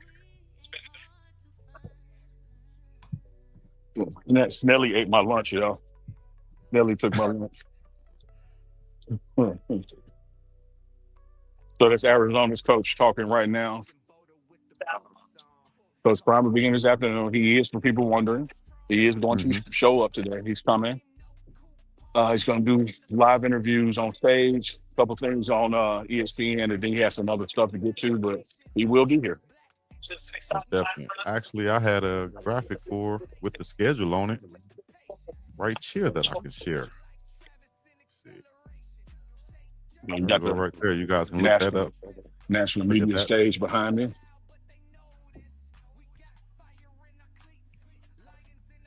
Ain't nothing. Thought he was showing something good. Y'all see the list of guys that'll be going up, list of players that'll be going up. We'll have them in 20 minutes. We've already seen a lot of players from the other schools there walking through. But yeah, they is the last team because ain't nobody else but Colorado left. So Unc had a nice view of his favorite team's facility, the Dallas Cowboys, from his hotel. It's been a really fun and busy day. I've got 6 incredible players with me representing the University of Arizona. Going to be talking a lot about just what a busy offseason it's been for us. Obviously, last fall was unacceptable for our staff, our program, and our university, and we're busy fixing that ever since. We've had a crazy time in the portal. Spring ball went really well, put together a really good recruiting class, made some tough decisions on our coaching staff, and I love the direction we're headed.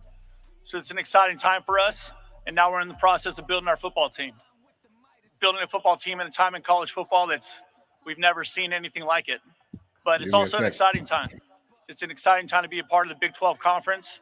I think this conference is so deep, and everybody is well coached. There's high-level talent, and there's a really fun game to watch. And I think that part of it is exciting for us at U of A because I feel like it's a conference that is deep, but everybody has a chance to win. And that's something I'm really excited about. So we're hard at work this offseason. This summertime, our players are getting after it in the Tucson heat. And I love where we're headed, and I love what we're doing. So I just want to say thank you for having me here, and I'm ready for your questions. All right, we'll go to the center right in the back. Justin Spears from the Arizona Daily Star. Coach, what gives you optimism that this year will be different than last? Well, I think it starts with the decision we made with the coaching staff. I think our new defense coordinator, Danny Gonzalez, I'm really excited about his process with our team so far. I'm excited about Seth Daggy and our offense, just kind of the aggressive, explosive offense that we want to play at the U of A. And then I'm also excited about Craig Nyber and what he's doing with our kicking game. I think it starts with them. But then I also think about Noah Fafita being a year older, a year more mature. I think the consistency of our coaching staff, our leadership, and the team knowing what my expectations are and how we're going to do things going forward. And I think it's a lot cleaner right now than it was a year ago. They ain't showing Bucky and Rick Jordan on the other one. How this season's going to go. Neely. They showing and if you have a question, please raise your hand. We'll go center right, second music video. Coach Lee Harrington with State Live Power 5. How you doing today? Doing good. How are you? I am all right. So to follow up on what you were talking about, your quarterback, Noah Fafita. Yeah. And the playmaker. Oh, there they go. And Rick Is that Mike? Curtis. Yeah, I said the playmaker. That's my dog right there, dog. Oh, that's hey, he rivals Coach Prime as my favorite player of all time back in the day because I played wide receiver more. That's my dog right there. Another 98%. Yes, indeed. That is my dog. Y'all see. My brother. Y'all see Y'all see where I got some of my mannerisms from? Pause. My dog. Had to dap Prime up real quick, man. Man, man, Michael Irvin will slap somebody for Prime, dog. Just so y'all don't know. If y'all Like I do about you and Dukes. No, for like sure. I do about you too, off the top. Shout out to Dukes too, and Dukes too. Off the rip. Hands on it. No, for sure, man. Which You better believe it. yeah, I'm no longer a fighter. Nah, you. Inside joke. Everybody retires, Dukes, but some people retire later than others. Man. But we all sit down. Some people try to come back. Some people try to come back out of retirement too. Nah, we done. We done. We gotta laugh like Pastor did on that one. Hey, I'm gonna log back on. Let me grab some B-roll. I'll be right back. I bet. Man. Hey, y'all see my Coach Prime back. He looking good, man. Yes, indeed, man. We done seen him. Prime. Hey, just in case out there, hey, that's the first look of Coach Prime at Big 12 Media Day right there. Yeah, man. My dog back, man. Coach in the house. Let me make sure I got something right too, man. I'm tripping right now. I forgot to do something. Hold up. Make sure I'm good on this end. Yeah, I'm good. Whew, thank goodness. Yeah, man. First time seeing Coach Prime, at Media Day. That's the first images of him right there. Y'all make sure y'all clip that and share that thing, man. Let everybody know. Y'all make sure y'all tag the morning run. We don't have, where's our army, our nation at? Our fans, our people, our loyal Washingtons, our listeners, our supporters. We need some clips. We need some shares. We need some likes. We need some mentions. Holla at your dogs. We out here working for you. 7 a.m. Hawaii time, 1 p.m. Eastern time. Yeah. 2 p.m. now, and we putting in this work. Hey, man. Hey, we ain't asking for nothing but a good old like, a good old share, good old mention, a clip or something. Y'all know what it is. The morning run right here on the pregame network. Duke, the offensive line gonna be massive this year, though. I was just looking over now, and for everybody out there, you got Jordan Seaton, right? This is off the top of my head. I don't even have to look at the roster or anything, right? Look at the guys and the experience that's returning with Tyler Brown, Kareem Harden, Phillip Houston on the outside with a suit on. Tackle, right? These are guys who played, a bunch of snaps last season. But then you bring in more guys who actually, not saying these guys don't look the part or anything, but these guys really, really look the part and fit the mold of big-time college football. Big Larry Johnson, Big Aki, Big Zai, the young Big Chauncey Gooden, all these new guys, whether it's transfers or the guys who came from high school on this offensive line, is making for a great mesh and a lot of competition coming up for Colorado. And I think one of the best offensive lines they've seen in recent years. Yeah, I got to say, talent-wise, top to bottom, this is probably the most talented offensive line Colorado may have ever had. Yep. And they've had some guys, but we're talking about top to bottom from 1 to 10.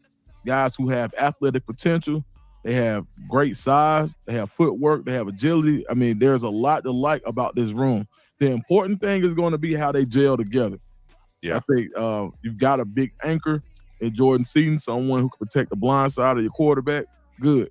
So from this point, now you just got to figure out: do I know the tendencies of the guy playing next to me?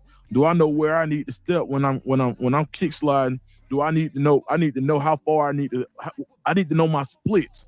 There's so much to know. There's so many nuances. As somebody who's played on the line, So basically, if you at tight end and you next to the right tackle, you got to know where he's going. You got to know how far he's kicking. You got to know when it's time for him to get to the second level. Is he going to be fast enough to get to the linebacker before you, regardless of what the assignment is? So, matter of fact, Chico, you probably be good because for somebody who had to block D1, you were a D1 blocker. You talk ball too, but I've had to. Yeah, exactly. I've had to block guys like David Pollock in Georgia. I've had to, go run routes against Omar Gaither at Tennessee, get tackled by Jason Allen at Tennessee, and so on. So when you go back to being an extension of that offensive line as tight end, you have to have that communication with that tackle. You have to be on the same page. And like you said, you have to know whether he's going to double team this end, whether you're going to be chipping and going up to the linebacker, or they're going to be doing that or not. And that's why you have tight ends go to meetings with the offensive lineman also. Also, you have sometimes tight ends meeting in the running backs meeting with the offensive line too, because you have to be all on the same page when protecting the quarterback and your blocking assignment. That's very important. And so with the improved offensive linemen, with the improved tight ends that Colorado have, and that running game, we got some stud running backs too. Man, this is going to be a much balanced, well-balanced team than we've seen before. I think it's going to be way more efficient, and you're going to be able to push some people around on this offensive line. And it has depth. It's not thin. So whoever you bring in for somebody who you bring out is going to be somebody who has experience, or is going to be one of these highly rated young guys like freshman Chauncey Gooden, or Monotype Money. I forgot to name him, who's coming over with experience. So got some guys, Dukes. Hey, man, king of the throne, man. Sorry. First of all, great point. Colorado coming up. Having that experience. Colorado coming up.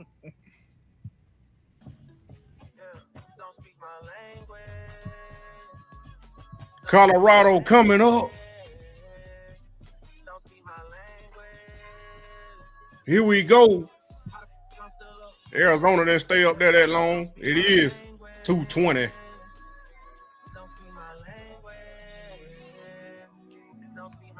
Y'all know what we need to do. Let's turn it up. Let's turn it up. Black and gold, we ride tonight. From the mountains we rise, we fight. They doubted us, but look at pride. We ain't hard to find. Yeah.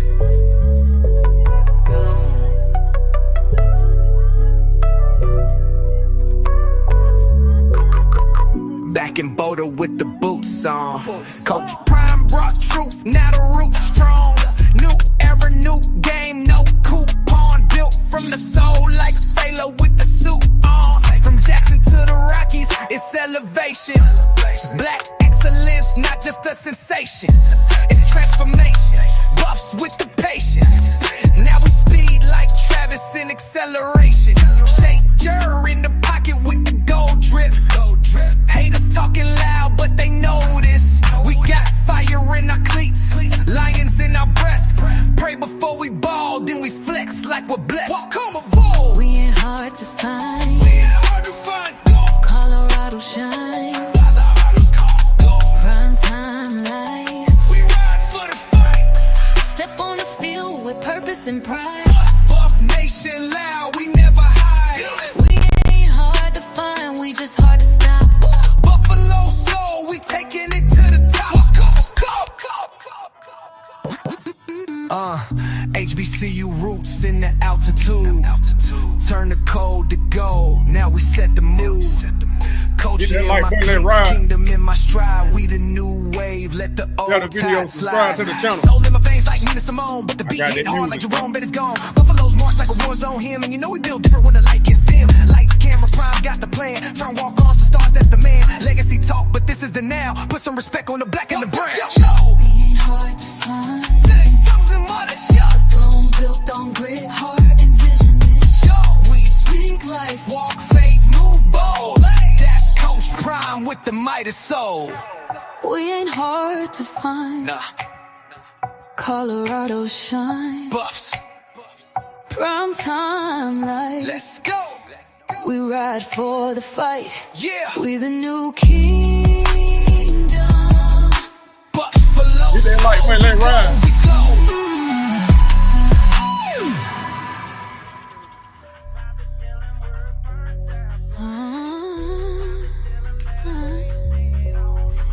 We ain't hard to find. Colorado shine. Prime time lights. Let's go. We ride for the fight. Yeah. We the new kingdom. Buffalo soul, we go, we glow. And let's get it one more time. Let's turn it up. Show some love to Shador. Let's ride. For all the new folks, hit the money, man. You already know. Exclusive. QB1 to the land. Let's turn it up.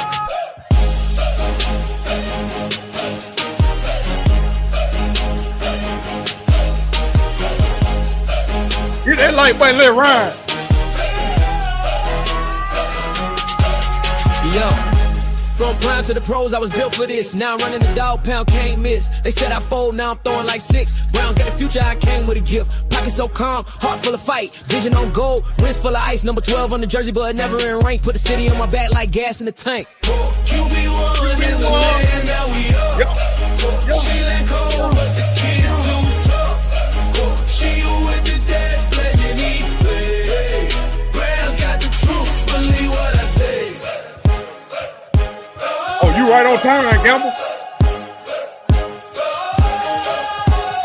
Perfect timing. Get that light, man, let it ride. Every snap, every drive, it's precision and grace. I ain't come to play safe, I came to replace. Talk that talk, but my game too loud. Turn up the dog pound, make prime proud. Legacy rich, but I double the grind. Diamonds on time, still humble in mind. They ain't ready for the QB with swag. With a gold AP and a Cleveland flag. QB1 in the land, now we up. Sweet and cold, but the kid too tough. Shake you with the dance, blazing each play. Hey, Bros got the truth, believe what I say. From bolder nights to NFL dreams, now I'm leading men, not just teams. They tried to doubt, tried to shade, tried to run me out. Now they chant my name in the dog pound. QB1 in the lane, gold cleats on grass. But never fold, never fake, just built to last. Watch the throne, I ain't ask, I just grab. The shady or in Cleveland, welcome to the flag. One time for Shiloh, right quick. One time for Shiloh, right quick. One time for Shiloh, let's ride. Get that light flash. It's gon' grind. Tampa Bay just signed the hardest hitting safety in the game. Deion Sanders. Around. And the game. We in the league now. Came out the dark, now I'm lighting the bay. From the snow to the sun, now I hit where you lay. Patch crack loud like the Raymond waves. Number 21 got the GOAT DNA. Son of prime, but I'm savage with mine. Came to the league with that Florida grind. Headache gangs had it all in my mind. Hit so hard, make the film rewind. Oh yeah. Shiloh to the bay, now the bus got heat. Strapped up, savage, no. We've been waiting for 2 hours. We've been waiting for 2 hours. Turn it up. Let's go. Let's go.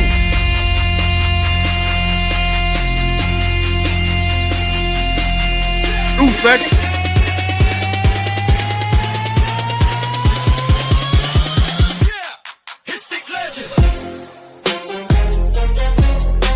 Go.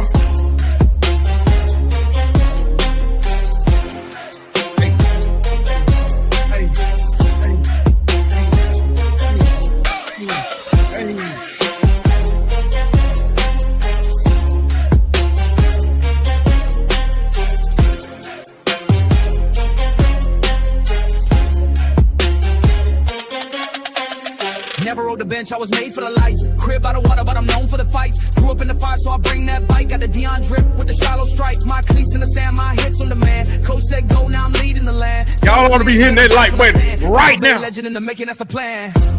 Share this video right now. Strapped up, savage, no love on the field. Shiloh to the bay, safety with a seal. Prime time blood, this the Florida D.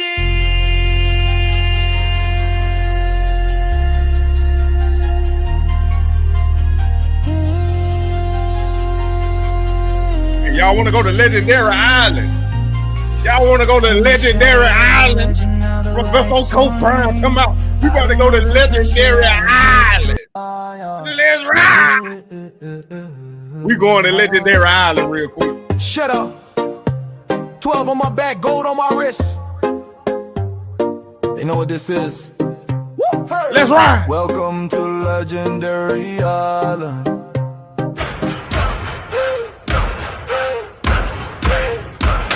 QB1 with a vision like a lighthouse beam. 12 on my chest, now I lead the whole team. Gold AP on ticket talk. Maybach slide like a silent hawk. Chain swing heavy like my name in stone. Draft day ice, now I'm in my zone. Cleveland cold, but I bring that heat. So I built my island where the real ones eat.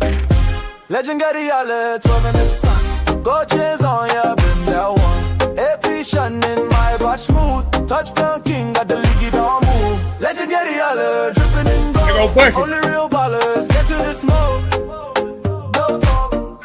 Legendary outlet, go talk. Drafted with grace, but I came with grind. Now I call. We've been waiting 2 hours. You gotta get hyped. Flooded chain custom, cleats rare. Throwing fades on the beach with no care. Maybach seal with the suede on rest. I still pray hard even though I'm blessed. I ain't just ballin', I built this place where the ocean roars and the doubters erase.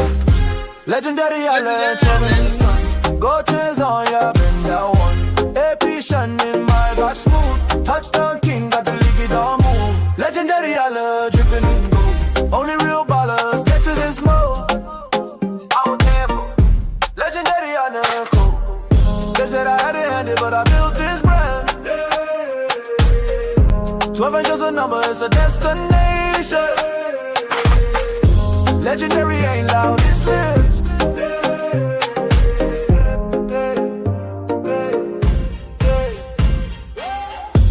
Legendary ain't loud, it's live.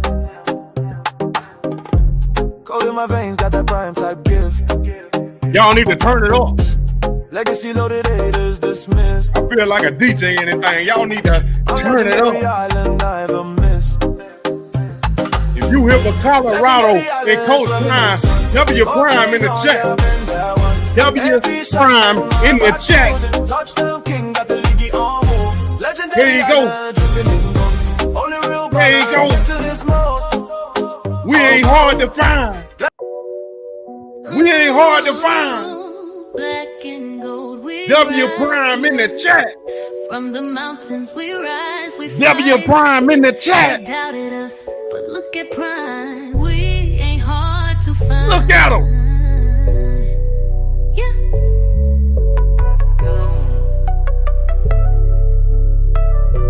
2025 Big 12 Football Media Days powered by Microsoft. Back in Boulder with the boots on. Now on stage we have Colorado head coach Deion Sanders. Coach will start with an opening statement. New game, no coupon, built from the soul like Phalo with the suit on. From Jackson to the Rockies, it's elevated.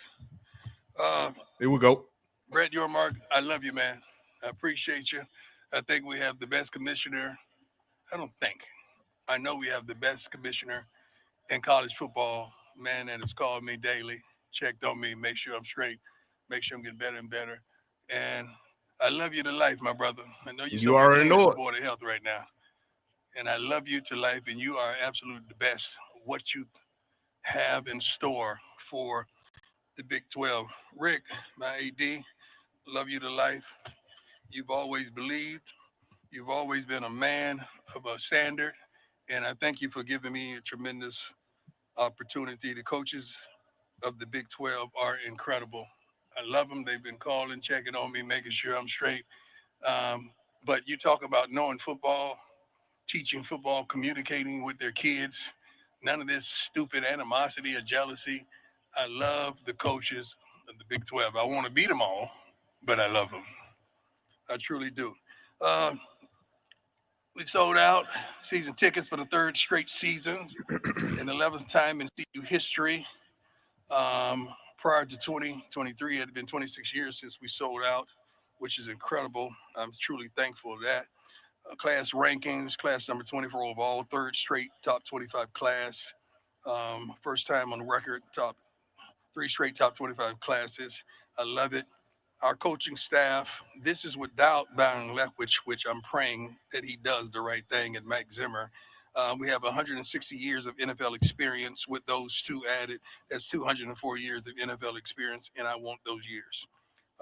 Last season, the first season in CU history, only team in the country to appear on network television. I need 300 likes, or I'm stopping it. ESPN every single darn game, and I love it. And as for right now, we have 4 games slated for network television as well as ESPN. There's Georgia Tech, Delaware, Houston and BYU opening out the gate. So we will be seen and we will be heard and we will be known. You youngsters out there, they're still trying to decide where you want to land.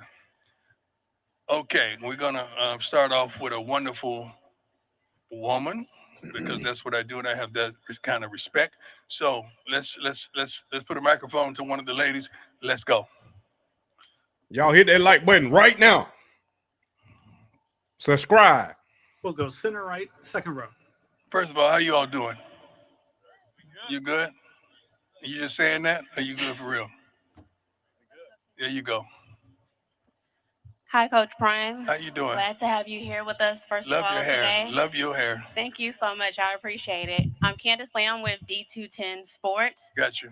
Coach Prime, you faced your own adversity recently, and while that's personal, your strength and how you've carried yourself publicly has been public. We've all seen it. I want to know how you instill that strength, obviously, in your players and this program, and how you merge that into the culture that you're shaping at Colorado. Great question. First of all, I trust God with all my might, all my soul, and everything I have. I never waver. I never say, why me, regardless of what's ahead of me or what I see. Like, Lord, just use me. If you could use anything, you could use me. So I'm truly thankful. I'm truly a go-getter. I want to win at all costs. I want to win the right way. I want to set the right standards. And I want to prepare these young men for life, not just football. I want them to be professional. First, and second of all, I forgot, where's Mike Irvin, the playmaker? He came here with me today. Man, I love you to life, man. I just want you to know that. I want to tell everybody in front of I love you to life. I really do. Thank you. Don't make me cry up here. Thank you for being you, man. I really do. Boy, I love you. Let's go. Center or left in the back? David Ubben with The Athletic. Coach, what have been the challenges of your health issues, and what did an average day look like for you? Athletic, sometimes y'all be on that bull junk, so I'm really not going to tell you much. All right. You know that. But I'm not here to talk about my health. I'm here to talk about my team. Do you know what an average day look like for you on the range? Average day, I'm looking good. I'm living lovely. God has truly blessed me. Not a care in the world. Not a want or desire in the world. Thank you, sir. All right. Appreciate it. Appreciate you. Center right. Hey, Coach. Xavier with Scope Up Sports. I wanted to ask about your wide receiver group going into the season. They are unbelievable. They are. They are awesome. I can't wait to unleash them.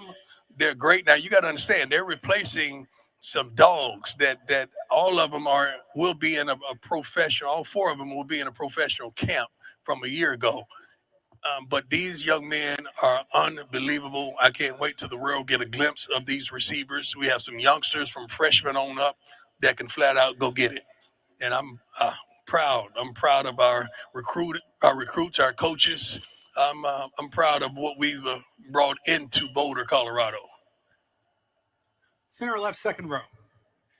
Hey, Coach, Ryan Koenigsberg from DNVR.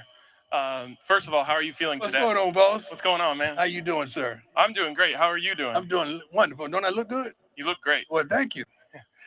Look good. I'm feeling good. Your quarterback room also looks great. You have two really talented players. We brought both of them because I don't know which one's going to start. My question to you is, would you be comfortable with a situation where both guys play? Yeah. As long as they're doing their jobs and we win, and we definitely want to continue to develop Juju, but Kaidon is unbelievable. Kaidon's off the chain. He's been there, done that. He can get the job done. I wouldn't have brought him here if I didn't trust him. But Juju is coming on around the mountain when he comes. And I love him. I love what he brings to the table. I don't know how it's going to play out. As long as it plays out, we can't lose either way with either of those two. Fourth row, center right. Coach Prime, how are you? How you doing, sir? I'm good. I'm Jarrett Ramirez with RedRaidersports.com. You talked a lot about Media Day last year about your relationship with Joey McGuire. Yeah. I'm just curious if you paid attention at all to what they've been doing in the portal, especially. Yeah. Joey got some money. Joey, where you at, baby? Spending that money. I love it. I love it. Once upon a time, you guys was talking junk about me going in that portal. Now, when everybody go in the portal, it's okay. It's cool when they do it. There's a problem when I do it. Ain't that a rap song? First of all, let's get this straight. I love me some Joey McGuire, and one of the best coaches in our conference. I've seen him excel from high school all the way to where he is now, and he's a winner, and I absolutely love it. And you know, I love him because he's a man of standard. We played there last year, and we was getting bombarded by them tortillas. I don't know how to say it. Somebody say it. Tortillas. We was getting bombarded by that, and Joey grabbed the microphone and told him to stop throwing at us, or it's gonna be some consequences. And I love that, and I love Joey. Joey, I know you're out there, baby. I love you, man. I appreciate you. Can you send, a few of those dollars to us so we can get some of those players too? Center left in the back. Good afternoon, Coach. Alyssa Cooper with the Fort Worth. Where you at, baby? I can't. Where you at? Okay, there you go. There you go. Coach, you've spoken very positively about the Big 12, and I was just wondering, how do you build out the long-term plans for your program, given that the conference has grown and changed over the years? Well, I started this by saying I love our commissioner, I love our AD, and they provided a luxury of growth, of unity, and respect. So our long-term plans are to win. Our short-term plans are to win. I have a simple formula. It's like 40-40-20, grad transfers, and high school kids. So I stick to what we do, what we know that works for us. It may not work for somebody else, but it works for us. And it's been working for us, so I'm pleased with it. Great question. Center left, fourth row. Hey, Coach. Justin Lasser, Toasted Devil's Digest over here. Hope you're doing well. Thank you. You and Kenny Dillingham both got started at your respective programs at the same time in the Pac-12. Played them that year. You guys won. Now made the transition to the Big 12, and you guys play again this year, except 2 years later, they're coming in as Big 12 champions. So what could you say just about what Kenny's done for that First of all, program? Coach Dillingham is unbelievable. He's a dear friend. We go way back. I thought we was going to have the opportunity to coach together at one point, but he's excelled, man. And what he did last season was unbelievable. I didn't get jealous. I didn't get sensitive. I was just proud of him because, we were virgins together coming into the Big 12. You know what I'm saying? So I'm thankful. The Pac-12 did in the Big 12. So I'm thankful that he did the doggone thing that was unbelievable, and now he's soaring. And I'm just happy, man. I want to see everybody get together. I want to see everybody win, except when they play us. But I want to see everybody win. But I'm proud of Coach Dillingham and what his relationship with those kids and those young men. And I know some of them personally, that he is who he says he is, and I'm proud of him. Center right, second row. Hi, Coach Sanders. How you doing? Good. How are you? Excellent. Good. So, it being your third year as the Colorado Buffaloes head coach, what are your expectations for the program this coming season? We want to win. We want to win at all costs. We want to be in that championship game, not here at the Star, but over in that other big house that Jerry's built. That's what we want to do, and that's what we're gearing up for. That's all we're playing for. We play to win. We don't just play to compete. Great question. Roe Parrish, my brother. Hey, from number one, blessings to you. Thank you. Glad to see you up here healthy. Again, Roe Parrish, CBS Texas. You are very meticulous when it comes to things about Colorado, whether it be players, uniforms. Will you pull back the curtain on the process of what you will be selecting when it comes time for you to say, now give me my theme music? Smart, tough, fast, disciplined young men with character. Wait, hold on. No. I know that part. When you say give me my theme music, as you know, I talk about music. Right. What's going to go to that process of selecting that track that's going to play? I got to feel it, man. I got to get a feeling for the team. I got to get a feeling for how they move, how they work, what they want, their needs, and I just got to get a feeling for it. See, I'm old school, not an old fool. I'm old school, but I got to adapt to what's now and what's current. So sometimes I may let Big Jordan Seaton, I may let the big fella, who's a phenomenal player, who's going to be a first rounder. This is a testimony that this is how much I love my players. Big fella called me yesterday and FaceTime me, and I was out there watching Grown and Shador, he was preparing at the crib, for his tremendous season that he's going to have. And the big fella called me, he said, Coach, we fly in and we get in like 6, but I need to go somewhere and get my hair braided because my hair is raggedy. I said, okay, what you thinking? He said, well, how far is downtown? Because I think we'll be in the McKinney. I say, I think you can make it at a reasonable time. Ain't nothing going to happen. But the moral of the story is, I'm happy that my players can call me about getting their hair braided. There it is. I don't know how many other coaches in the Big 12 that the players can call them about getting their hair braided. And I love the big fella, man. And he's going to be a phenomenal player along with the other guys that we brought. Time for a couple more questions to go center, right? Fourth row. Hey, Coach Prime, Stephen Johnson, Fort Worth Star Telegram. How you doing, sir? Fort Worth Star Telegram. Y'all used to be on my neck. Hey, I just got here. But, Amen. You guys play TCU again this year. Yes, sir. I'm just curious, how significant was that game in 2023 for you? It was everything. It was like the genesis of my coaching career in college, in major college football. It was the genesis of you seeing Travis and Shador, some other players that we featured in our program. And it was phenomenal. I mean, I'm excited about coming back to Texas to play because, you know, this is my second home now. But I absolutely love it. They have a wonderful coach as well. And I'm pleased and I'm thankful. I think I saw him. I was in Papados over across town one day and his whole staff rolled up in there and he showed love. So I'm thankful for that as well. But I can't wait. I can't wait to come back, as well as Houston. We go to Houston as well. So I can't wait. We have 2 games in Texas, which is phenomenal, and which allows us to recruit tremendously. So I'm happy about that. Final question, center left. Coach Prime, Kevin Turner, Sun Devil Radio Network. Right over here, Coach. There you go. Right here. How you doing, sir? I'm doing well, thank you. Curious, there's been some talk about some of your colleagues, some of the other coaches with regard to some of the changes that they would be interested in implementing, and I've always admired your ability on the field and to market and brand. What would you change if you had a voice today with our game in college football? Well, I think I do have a voice. You're talking to me right now, right? Yes, sir. I got a voice. Okay. What I would change in college football, it has to be, and they're trying to implement it. It's got to be a salary cap on this stuff because this stuff is going crazy and nobody know where it's going to land, where it's going to end. And you have so many different doors. It's like I would see a player that said he got an offer from another school. And I'm trying to figure out why you guys haven't investigated and how is that possible when the guy's not in the portal? How's that? Now, if that was one of my players, you guys would be all over it. I'm trying to figure out how can somebody say you got a $5 million offer? How? And the kid is not in the portal. So I think we need to be upright and upstanding. Secondly, I like the professional rules to be implemented in college. They're getting ready to be pros. So let's go 2 feet in, on the catches. Let's mark the foul if it pass interference. Let's do the same thing the pro game is. Let's do it to college. And let's do something about the uniforms. We got guys out there in backer shorts.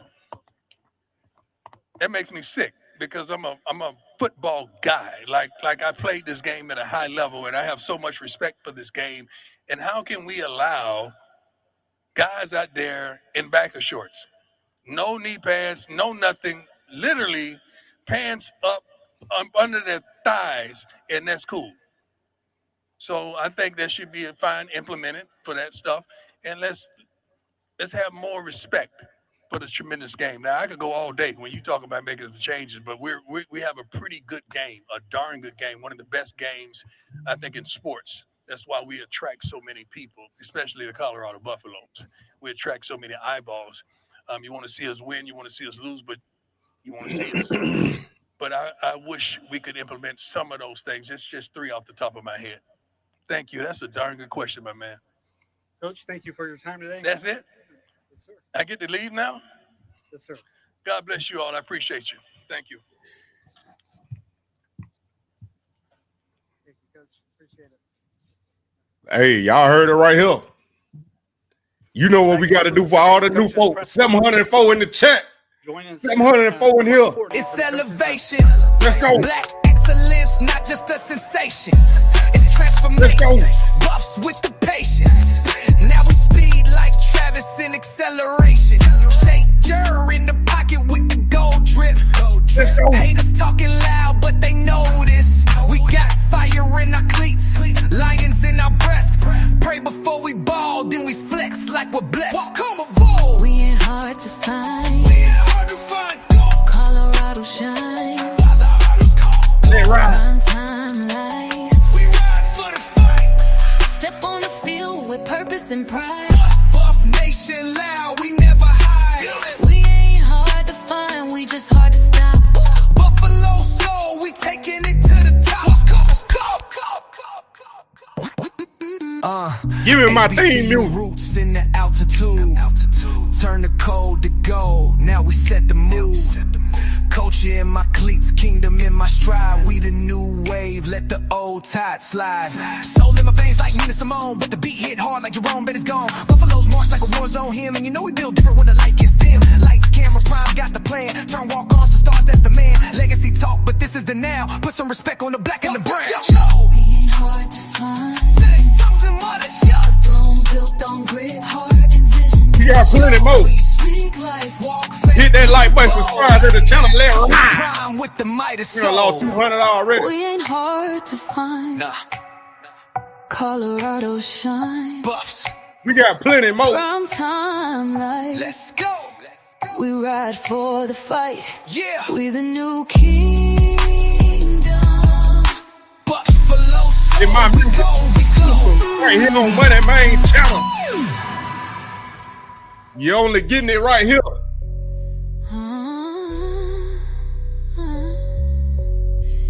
We ain't hard to find. Colorado shine. Prime time light. Let's go back to QB1 to the land. We ride for Let's go. the fight. Let's go.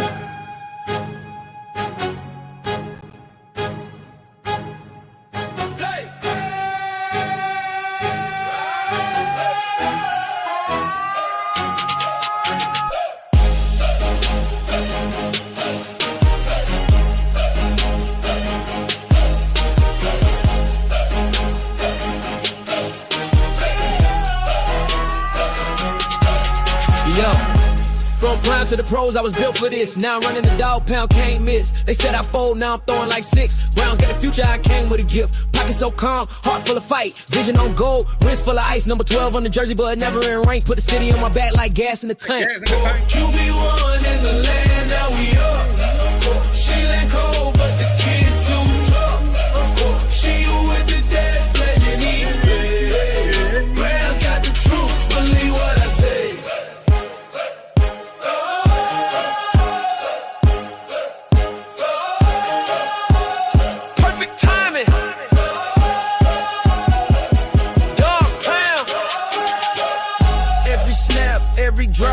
Precision and grace. I ain't come to we ain't done yet. I came to replace. Talk we ain't done yet. Too loud, turn up the dog pound, make prime proud. Legacy rich, but I double the grind. Diamonds on time, still humble in mind. They ain't ready. Let's go back to the island real quick. Go prime talk. Let's go back to the island right quick. Shut up. 12 on my back, gold on my wrist. They know what this is. Woo! Hey! Welcome to Legendary Island.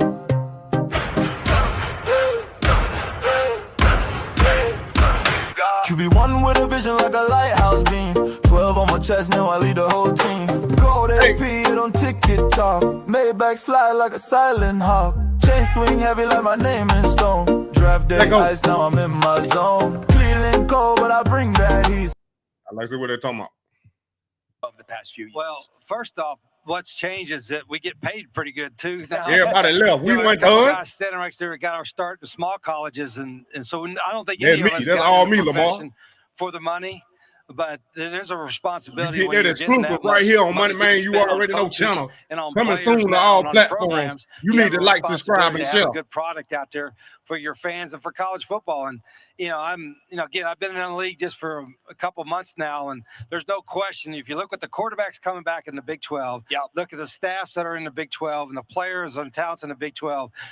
We have one of the best leagues in the country, and it's probably going to be the most exciting league to watch every weekend. Yeah, and Coach Prime, you touched on it a minute ago, Brett Yormark and what he's done for this conference.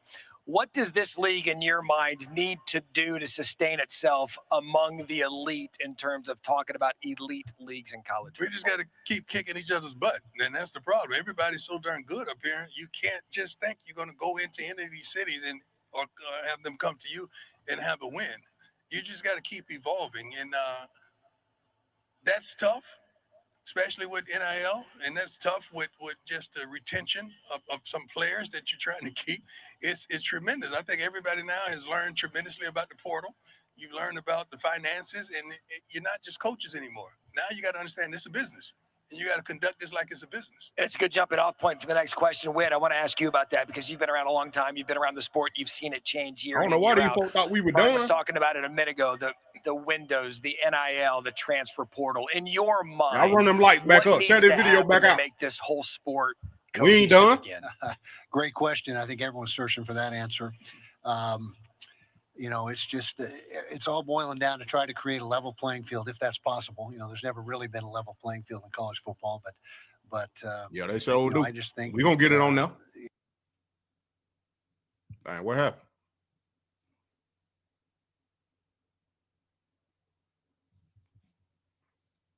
Come on now. Playing field in college football, but you know, I just think that playing field in college football, but you know, I just think that I don't know what's going on.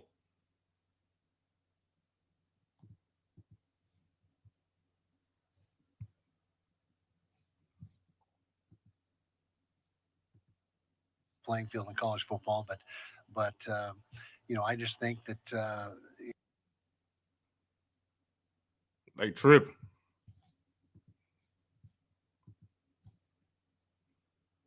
playing field in college football, but they tripping. You know, I just think that they ended it. GG.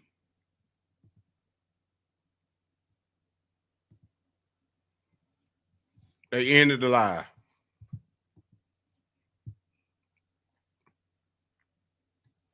They ended the live. GG.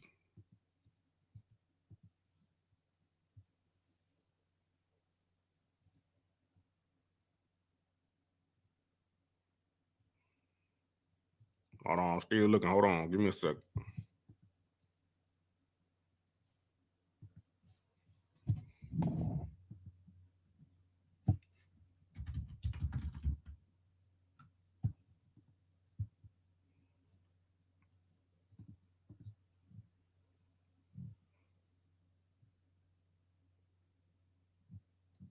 Give me a second.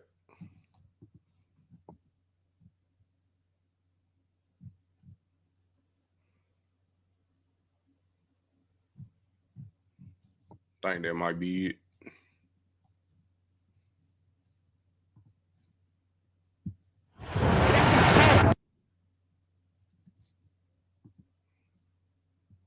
Hold on.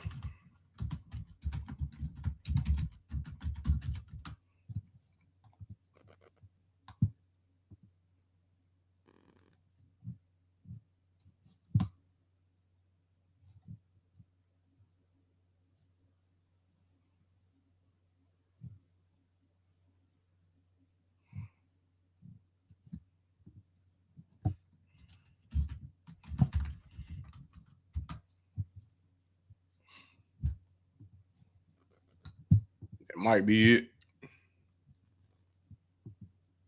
Trying to get it back. Hold on.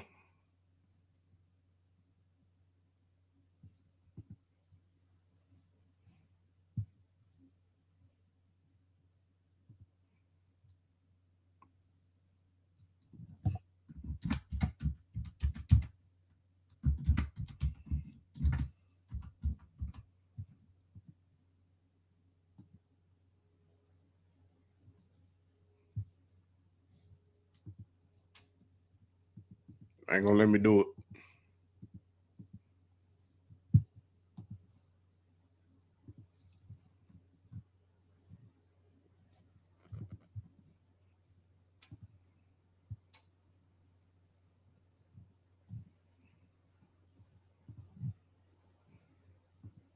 They ain't gonna let me do it. I think that's it.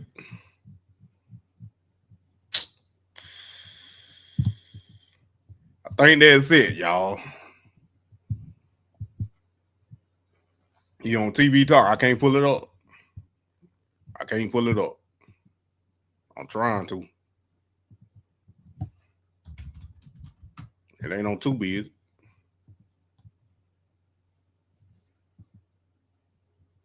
I ain't got ESPN Plus no more.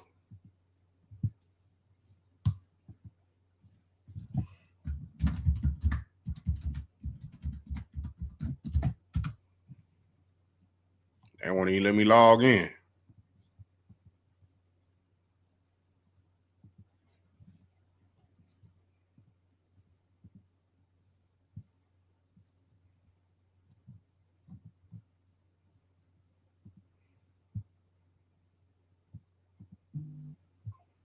They won't even let me log in.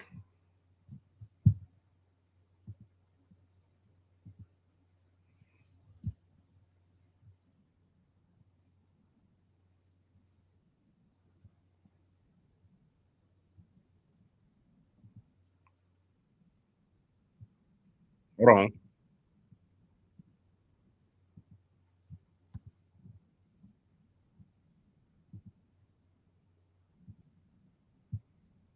To eliminate the things that are going on from a tampering standpoint and players that are coming out of high school that are getting way too much money before they've ever made a play on game day. That's how I feel personally about it. I'm okay with paying the players that are producing. Yeah. And that's the NFL model that I believe that some of what we pattern ourselves out of needs to be that. Now, we're not going to be the NFL, but that's been a very successful business model for 50 plus years. And there's a lot of ways we can look at that. But again, we're going to head back to collective bargaining, and nobody wants to go in that direction at this time. Yeah, and it's come up. Maybe if the players are going to get paid, they sign contracts.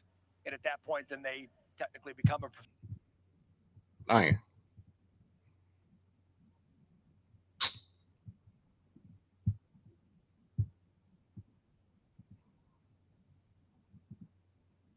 I don't know how a guy can make $500,000 a year and have a contract and not be an employee.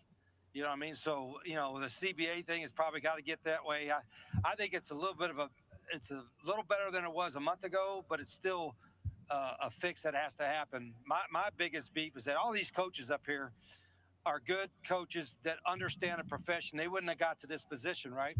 So my hope and wish would be that the coaches Yeah, we had got up to 700. I need some more though.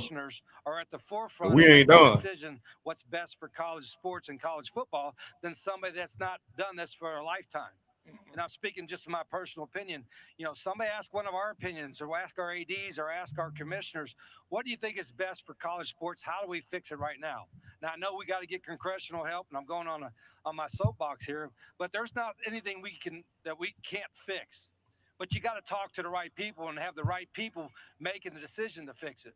Because if you don't think we don't have our players' best interests at heart, you don't understand the profession either and what we got into it for. So, none of us, like I said, I know we're talking, some of us You one of them coaches. The small school way and then earn success, and our players are getting the same message. We don't want entitlement. We want earned success. Hey, man, I don't know about that money. Whoever that is maybe needs to give these coaches and these athletic directors and these commissioners a little bit more control over how the college athletics is going to go in the future. And thank you for your soapbox. I think it was for everybody to listen to, because that's what we want. We want your opinions. We want to know how you feel about the state of the game and where it's headed, because we all love college football more than any other sport. And so now we sit here at a crossroads. There's going to be playoff. There's going to be expansion. There's going to be everything, because the sport continues to grow. 5+11 is one of the topics of conversation throughout the week. Coach Whittingham, where do you stand on playoff expansion in the 5+11? Well, I'm all for it. I think that's the right way to go, particularly for our conference. 16 teams is definitely the answer, in my opinion, as well. More access for more teams. But to me, and through conversation with Commissioner Yormark, I don't see anything that even approaches for the Big 12 that makes sense, like the 5+11. Coach Leipold? I agree with that a lot, and I think the other dilemma that you're starting to hear about is what is the conference championship games going to really be worth in some of these other proposals that are out there. I think 16 teams is the way to do it because being at smaller levels and you're looking at playoffs when you're competing, you need to play out the season and win your games and win your conference championship to get a home game. And if home games are going to be at stake, then all games are meaningful all the way until the playoffs start. And I think when you get to a playoff format that has 16 teams and no buys, that puts more weight into those games. Coach Brennan, would uniform schedule work with all the leagues? I think everyone should get out there, play the same amount of conference games, and perhaps schedule another Power 4 game or two within that schedule with a different league. Because then when we're looking at resumes, now you're really talking about a resume because all records aren't created equal. So how might scheduling fix that? No, I think that'd be incredibly impactful. I actually got asked this question earlier. I think that's one of the things that's challenging when you're looking at it, where different conferences play a different amount of conference games. One of the challenges I would assume is you don't need no wing stop scheduled so far in advance. And so there's like all these, games that are contracted out over the next 6, 8, 10 years. I got it feeling like Saturday. How do you readjust? I got it feeling like that. I ain't did nothing. I'm all for anything that gets college football on a. I've been sitting here for 3.5 hours. Whether that's how we schedule, what the guardrails are, what the salary cap is, anything that gives us a chance for some consistency of the game and the parity that has made this game the best sport in America.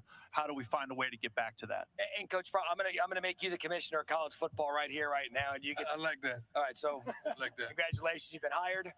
You get to step in front of everyone in college football to tell us how you would fix it. What would your decision be? Everybody want their free labor. Equality. We have alumni, we have boosters that's doing the best they darn could, but sometimes they just can't compete with some of the other powers.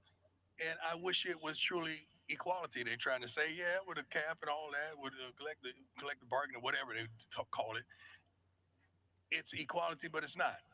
Now they go back to doing stuff under the table. They go back to the agents. Now you got parents trying to be agents. You got the homeboys trying to be agents. You got the friends trying to be agents. You got a lot of bull junk going on. And quite frankly, we're sick of it. Nobody's saying it. I'll say it for everybody, okay? We're sick of it. We're sick of it. And you're not going to fix it unless you listen to these men with all this experience. You're not going to fix it unless you hear these guys with all this experience. Willie, on the field this year, this conference is so exciting because of the quarterbacks. From your seat, how would you assess what the Big 12 is coming into this year? Well, a couple people touched on it. I just think there's so much parity in our league. It's, I've been in, it's my 6th different league, and there's been some leagues where, maybe you had a couple games where, you brought your B or C game, you can still win it. Yeah. In this league, you got to be ready to play every single week, and we've got great coaches. I think, you study film, you watch what they do from week to week. It's a very, very well-coached league also. You just got to be ready to play week in and week out. Yeah, and Sonny, the health of the league. You heard Brett Yormark talk about it yesterday. Top to bottom, competitive balance, again, is kind of the buzz term. You've been around this area for a while. How would you assess the health? Yeah, look, what other league in college football history? We did preseason polls last year. The team that finished last in the preseason poll won the league championship. Mm-hmm. Seriously, in the history of college football, how many times has that happened? Not very often. Yeah. And so it speaks to the quality of this league. This parity, as Willie said, you better play well every single week or you're going to lose. It's just the way it is. And that's what makes this so much fun to watch. And I think as a conference, we have to do a great job of selling that because quite frankly, that does not happen in some of the other leagues. Those are very top-heavy leagues. The same teams represent those leagues year in, year out as champions. And this is unique, and this is different. This is exciting. This is a brand of football that really not too many people have seen in the past. So we got to do a great job as a league of selling that because it's true. Coach Cundy, do you believe nationally this league is a bit overlooked? Well, I don't know about overlooked, but the discussion with the playoffs and such and the teams, and I believe you should have to earn your way into that. But one thing that I mentioned a few years ago and have followed up with this is as you watch this league, there's a lot of similarities in the NFL. You're going to beat each other up. Yeah, this is what we're all talking about. And the coaches up here, and I'm sure the 8 that were up here yesterday, yep.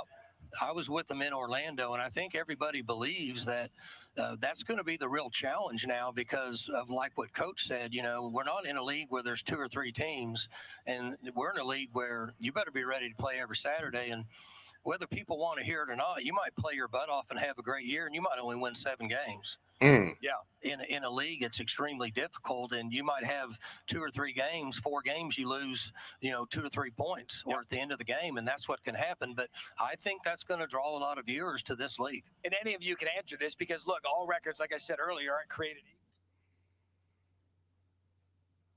Here at Drive Town, we approve 99% of people who apply, and they can do it super fast right from their phone. But yeah, No credit hit. glad to see Brian moving around. Deion didn't look completely well, but sounded good. Yeah, you probably still healing. ESPN asking how to fit college football is Rick, considering they ruined it. Cold Prime, I hope y'all get a bowl this year. Yup. W Prime. They must be late. Yeah, no idea. Y'all hit that like button, man.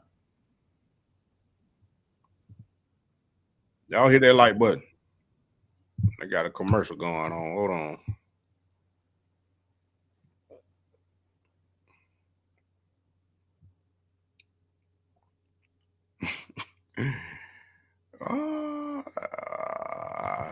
Hey, we're gonna see. It's a lot. It's a lot. But hey, while we waiting for y'all that ain't been here, did the design I got for the shirt.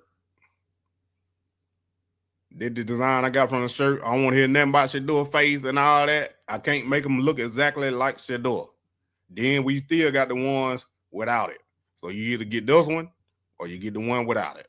Then we got the white island too. You know, I'm put that on the darker shirt. And then we got the one without it. There it is right there. And then not to forget, Friday morning at 8 o'clock, right here live on my channel, we got B Watts coming through. We're going to talk Deion Sanders, Colorado, maybe even some NBA. We getting it lit in here. Y'all already know. Appreciate you. We ain't done, Alton. We ain't done. But yeah, appreciate you. You're the only one live. All the other streams have been shut down. You already know. I told you I was going to find it. I told you I was going to find it. They just on the commercial right now. But we going to get back to it. Well, yo, I'm telling you now. Look like they done switched it up.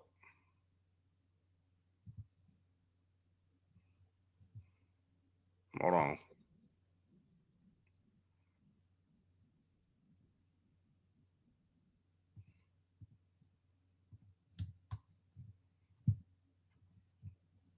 They doing that shady stuff.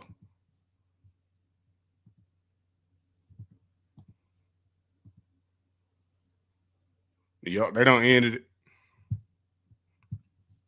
Let me go back. Let me check one more time. Let me check one more time.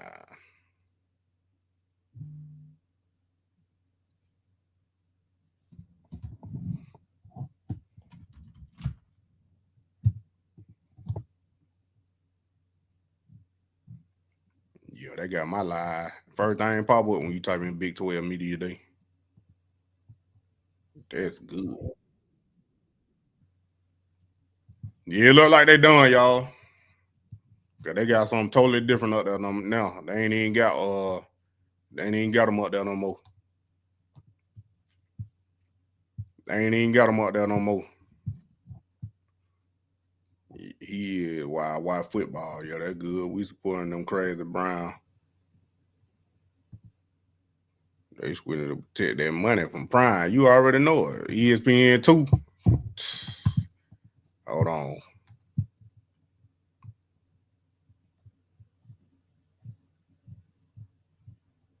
I don't think that's on here.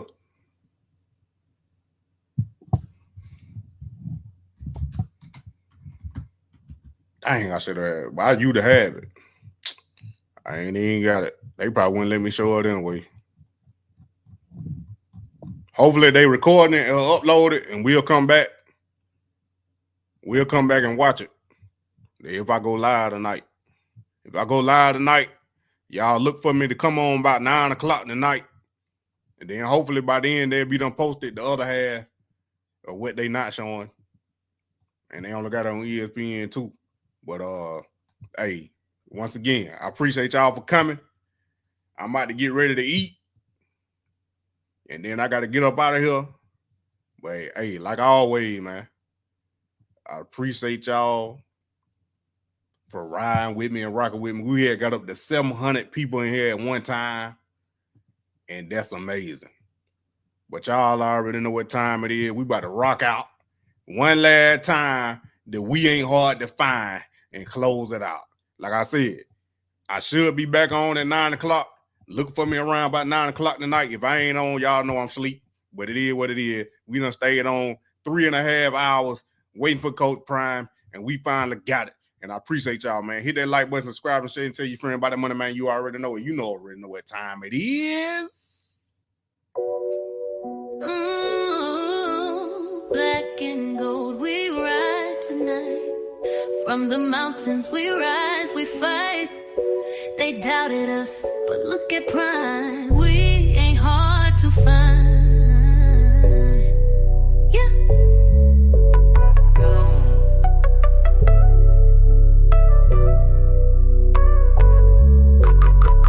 Back in Boulder with the boots on. Coach Prime brought truth, now the root strong. New era, new game, no coupon. Built from the soul like Phalo with the suit on. From Jackson to the Rockies, it's elevation. Black excellence, not just a sensation. It's transformation. Buffs with the patience. Now we speed like Travis in acceleration. Shaker in the pocket with the gold drip. Haters talking loud, but they know this. We got fire in our cleats, lions in our breath. Pray before we ball, then we flex like we're blessed. Come aboard. We ain't hard to find. Colorado shine. Prime time lights. We ride for the fight. Step on the field with purpose and pride. Buff nation loud, we never hide. We ain't hard to find, we just hard to stop. Buffalo soul, we taking it to the top. HBCU roots in the altitude. Turn the code to gold, now we set the mood. Culture in my cleats, kingdom in my stride. We the new wave, let the old tide slide. Soul in my veins like Nina Simone, but the beat hit hard like Jerome, but it's gone. Buffaloes march like a war zone hymn, and you know we build different when the light gets dim. Lights, camera, prime, got the plan. Turn walk-ons to stars, that's the man. Legacy talk, but this is the now. Put some respect on the black and the brown. We ain't hard to find. Throne built on grit, heart and vision. We speak life, walk faith, move bold. That's Coach Prime with the mighty soul. We ain't hard to find. Nah. Colorado shine. Buffs. Prime time light. Let's go. We ride for the fight. Yeah. We the new kingdom. Buffalo soul, we go, we go.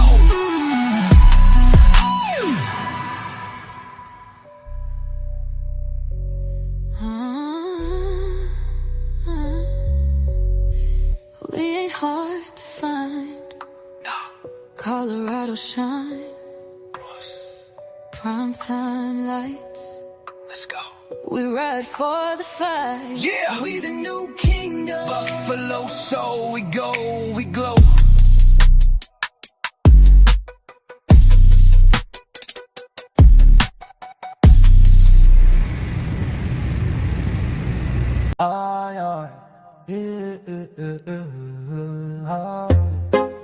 Shut up. 12 on my back, gold on my wrist. They know what this is. Woo! Hey! Welcome to Legendary Island.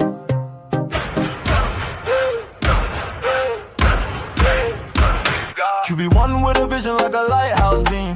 12 on my chest, now I lead the whole team. Gold AP, it on ticket talk. Maybach slide like a silent hawk. Chain swing heavy like my name in stone. Draft day ice, now I'm in my zone. Cleveland cold, but I bring that heat. So I built my island where the real ones eat.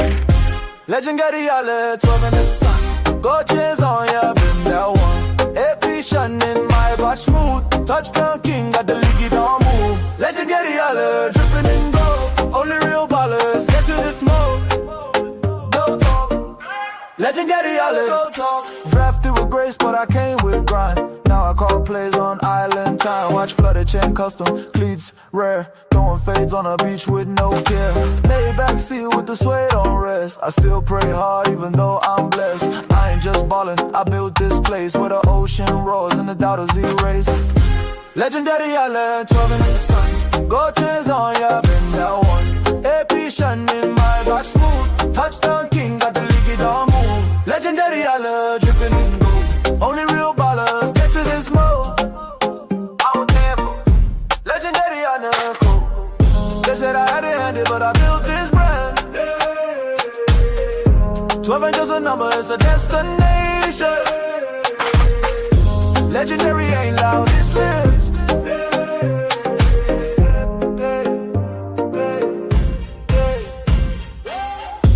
Legendary ain't loud, it's live. Cold in my veins, got that prime type gift. Legacy loaded, haters dismissed. On Legendary Island, I ever miss. Legendary Island, 12 in the sun. Gold trains on, yeah, been that one. AP shining, my watch smooth. Touchdown king, got the league on move. Legendary Island, dripping in gold. Only real ballers get to this mode. Oh, go. Legendary Island, dripping in gold.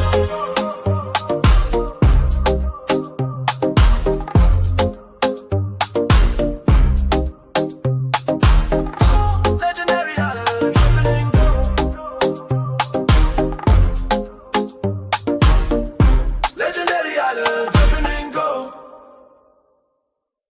Aye, aye.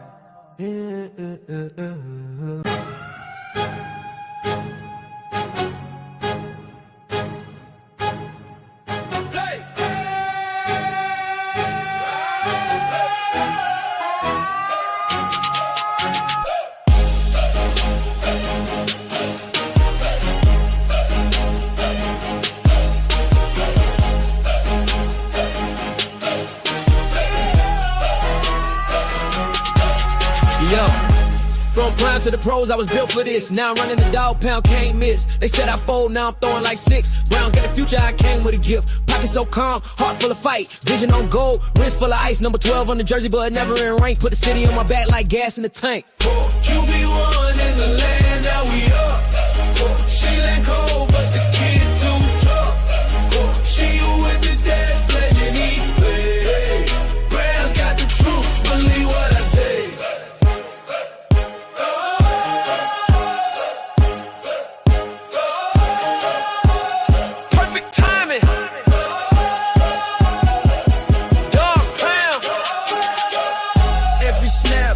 Drive, it's precision and grace. I ain't come to play safe, I came to replace. Talk that talk, but my game too loud. Turn up the dog pound, make prime proud. Legacy rich, but I double the grind. Diamonds on time, still humble in mind. They ain't ready for the QB with swag. With a gold AP and a Cleveland flag. QB1 in the land, now we up. Sleep and cold, but the kid too tough. Shake you with the dance, blazing each play. Hey, Bros got the truth, believe what I say. From bolder nights to NFL dreams, now I'm leading men, not just teams. They tried to doubt, tried to shade, tried to run me out. Now they chant my name in the dog pound.